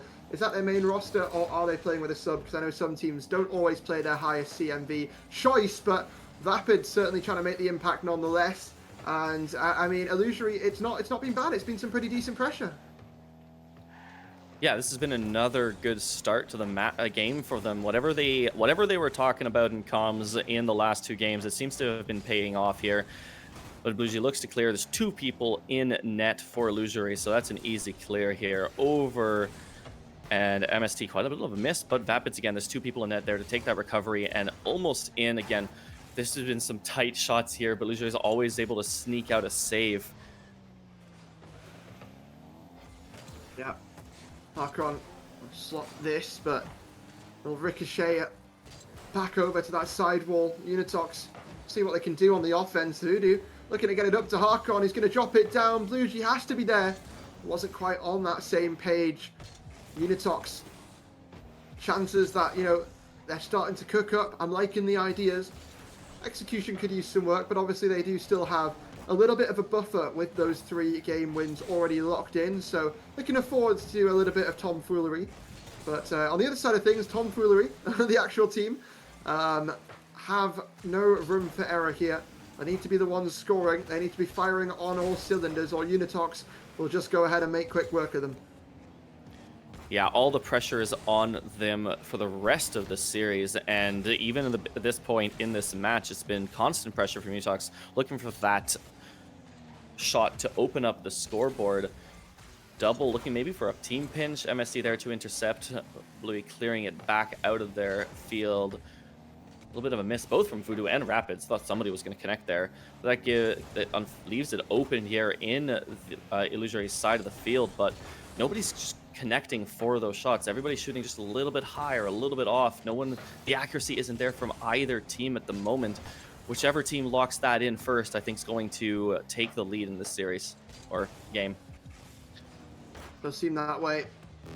Still no goals on either side, which is a rare sight in prospect by this point in the game. But MST might have found the sniper rifle that was needed for Illusory from downtown.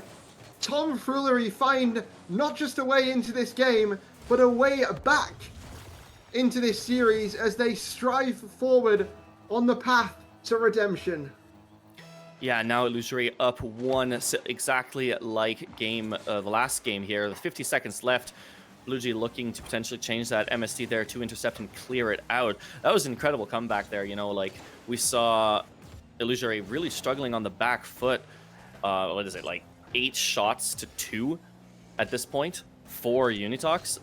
Yet Illusory managed to get the clear shot all the way through and takes the game lead. Bit of a double commit, but Voodoo might not have been there in time if that had gone on target. Game number 6 looks like it could potentially be on the horizon here. Gonna drop down. And, well, we'll drop back to Vapids to send it forward. Illusory just need to hold on 5 more seconds. And they will have a date on Neo Tokyo, which a couple of games ago probably didn't even feel like it was a possibility, but now starting to write their own reality here in this series. And, well, Zach, I mean, this one's starting to get a little bit more interesting. Do you believe just yet, though? Or is this, you know, not quite that sort of territory yet? I don't know. Like looking at the scoreline, you kind of have to start believing in Illusory a little bit. They've really picked it up, but yeah, what's really important is looking at those shots on goal. And if it wasn't for a solid defense from Illusory, Unitox would have been up way early in the series. So I think as long as they can keep that communication on the goal line going, make sure the ball does not end up in their net, and find those quick little breakouts where Unitox's defense kind of falls apart and they leave something open, I think we could see that strategy pay off and continue taking the next game. Well, I've heard from chat from Heffy, just in from the Unitox VC. They're doing some charity work here, donating a couple of these games. But I mean, overall here, as we head on into game number 6 of this series, this is where I predicted things to go. I predicted it to be a 4-2. Are they just setting the scene for the prediction to be correct here? Is Unitox going to lock in now and make me look very intelligent, or are we going the whole distance and are we going to our 3rd game 7 of the day? It's time to find that answer and head down onto Neo Tokyo. Yeah, this is an exciting map to see. It's a really transitional map for Illusory here as they've starting to mount this comeback in the series. They're looking for that reverse sweep, and now the pressure is starting off early here for Unitox. Certainly is. Voodoo looking to fire that one onto the backboard and does, but the follow-up not going to be allowed. It was swept away, and now BlueG looking to try and find that double tap, but it's taken away. And a great save there. Illusory keeping hopes and dreams alive in the early stages, and with how low scoring some of these games have been so far, one goal could be all it takes for either side. We're looking at players to try and step up, make the magic happen. But this time it's Voodoo rising to the occasion, trying to set it up for Hakon to drop it down. That is magical from Unitox, and they're done with the tomfoolery. They're done with the nonsense. They want to close this one out here and now. Yeah, we saw BlueG jump for that initially, but fall back. But it forced one of Illusory's players to kind of mark him, leaving it open for the beautiful down shot. Now it's 1-0 in this game. Unitox in the lead. Let's see if Illusory can come back from this, get themselves tied up, and kind of rally behind that goal if they can find it. Does seem that way. Voodoo trying to keep up this pressure. The unrelenting towards this tomfoolery side. But one mistake is all it could take to lose this lead. They've been pretty disciplined, pretty good at, you know, walking away with leads when they have them. Same can be said for Illusory, though, in these past couple of games. That's in field. That's to the backboard. Where's that third man follow-up? There it is, but it's not quite on target. They tried to place it perfectly, and they didn't place it at all. Oh no, that was hard to watch. They had 3 shots, all 3 of them just slightly off. And now it's Unitox back on the offensive, 1 man in defense. A little odd in front of the net there, but Ibn Danoa manages to clear it out now. Oh, that was a intense moment on Unitox's goal line. Let's see what Illusory's got for us here as they look, but Hakon there to intercept, getting their rotation back here. Looking for a scary pass down in front of their net, but nothing comes out of it. Has been a topsy-turvy series, to say the least, but now Voodoo slams home a second. It's looking unlikely here as the time ticks away from tomfoolery that they will be staying in this upper bracket. Top 6 is 2 minutes and 41 seconds away from the sights of Unitox. But are they going to be able to withstand that timer? Or is Illusory going to have a little bit of a last hurrah for us and take us to game 7? Yeah, Hakon was there just in time to prevent the start of that comeback. Nice clear from Vapids, but back down by BlueG. And it's continued pressure from Unitox, looking to just cement their 2-0 lead here. Still 2 minutes left. Plenty can happen, and we've seen some great plays from Illusory here. And even like the previous one where although they missed, they had plenty of shots and plenty of opportunities, and we could potentially see another one opening up here. And there it is. Beautiful little touch from Ibn Ndoa. Clears it over the defense and in. It's 2-1. And that was the touch that was needed, right? It looks like quite a predictable touch there from MST, but that final touch coming through sealed the deal for Illusory. Now another moment asked of them, though, as that scoreline stands at 2. It's not going anywhere, but they can close in on it if they get another goal on the side of Illusory. BlueG in field. That might not be the best touch because MST is already there, is waiting. The bump comes through. The pressure starts to dial up, but it's going to end in nothing, and it's cleared away. Just back over to Vapids, though, as it looks to maybe get going again. And you can tell Illusory want this. You can tell they're desperate. The double tap set up but taken away. This is the fastest and tightest we've seen Illusory play all series here. There's a potential open net for Hakon, but just in time, MST gets back and clears it out. And now it's Illusory back on the offensive. Certainly is. Unitox have a bit of offensive of their own, though, and it starts with BlueG. But it will end in that same moment. Counter-attack now, in play, popped up. Voodoo's first to it. Quick pre-jump, not wasting any time here are Unitox. And they're in a position where they might want to be wasting some of this time and ticking it down off of the clock. There's a miss. It's going to allow possession to shift here, but Harkon, fast to follow up of his teammate's mistake. Rapids has to be perfect with that, and is. Possession here for Tom Frooley, but they look nervous to try and take control of this one. That timer certain to tick down. Yeah, as the pressure mounts, we're seeing a few communication errors potentially coming out of Illusory, leading to some misplays, some little plays that were a little too slow on the defense, turning it around. But they've managed to survive. Now there's 13 seconds left, 11 seconds left. Center mid, Unvap is shoots it back to his side. He's gonna have to take it back up the back wall here for one last play. Takes it over. Voodoo's gonna clear it out. Not quite managing to shut it down. Still in the air. 0 seconds. And it's down for a 0-second goal on Unitox's side. You can't box the Unitox. Unitox take it in 6, moving through the upper bracket. And as much as they sent all their baskets of joy in the chat, it seems to have paid off. Illusory thought they could start a comeback, but left it too little, too late. An incredible series from Unitox as they move forward and look like, let me get the bracket up here, look like, well, we'll just take a look at the bracket very soon, actually. Actually, I think we've only got the play-ins one, so I'll take a look at it and let you know. But, I mean, what a series overall, right, Zach? And we've obviously got our post-series stats here.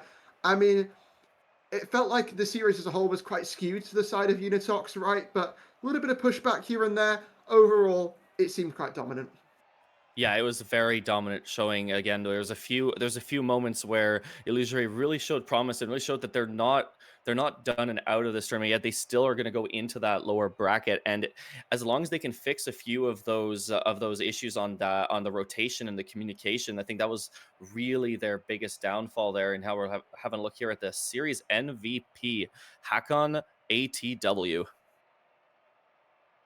Yeah, Hakon was just the powerhouse of this Unitox team, bringing them life when, you know, they really didn't deserve to have it in certain situations where Unitox, you know, it felt like Illusory had maybe figured them out a little bit in certain times, but no, Hakon was just there at the right place at the right time to score these goals, make those saves when required, and also do a little bit of that explosive demoing as well. You love to see it coming through from Unitox and from Hakon.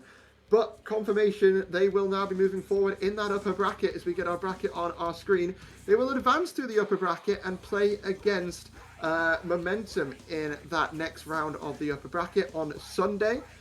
First game on mainstream. So, I mean, as we have a look at our playoffs bracket, thank you very much, Stingray. We now have it set in stone here, Zach. I mean, what do we think of this?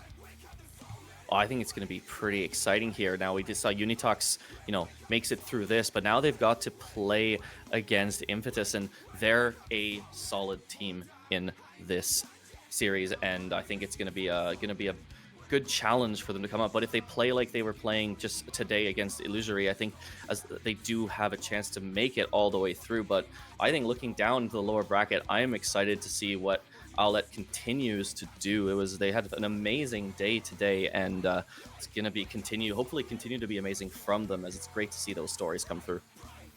It absolutely is indeed, and congratulations to those teams for persevering through the bracket, and now they get the reward of playing against the #1 seeds in both conferences, so we'll see how that goes for them, as some of those teams like Momentum, like Serene, are looking pretty unstoppable, so we'll see how that goes for them. But incredible series here today, and well, incredible couple of series. We played, out of the maximum 21 games we could have played, we played 20 of them here today, and I mean, you can see that we're at about 10:30 here in UK time for me, as you can see at the bottom right, 11:30 for Central European time. So we've gone pretty late here today, and we appreciate everyone's time. We hope you've had some enjoyable, entertaining series, but there's more where that came from, because guess what's happening tomorrow, Zach? I think you're on a couple of the casts, if I'm not mistaken. We've got the we've got the Academy playoffs, even better!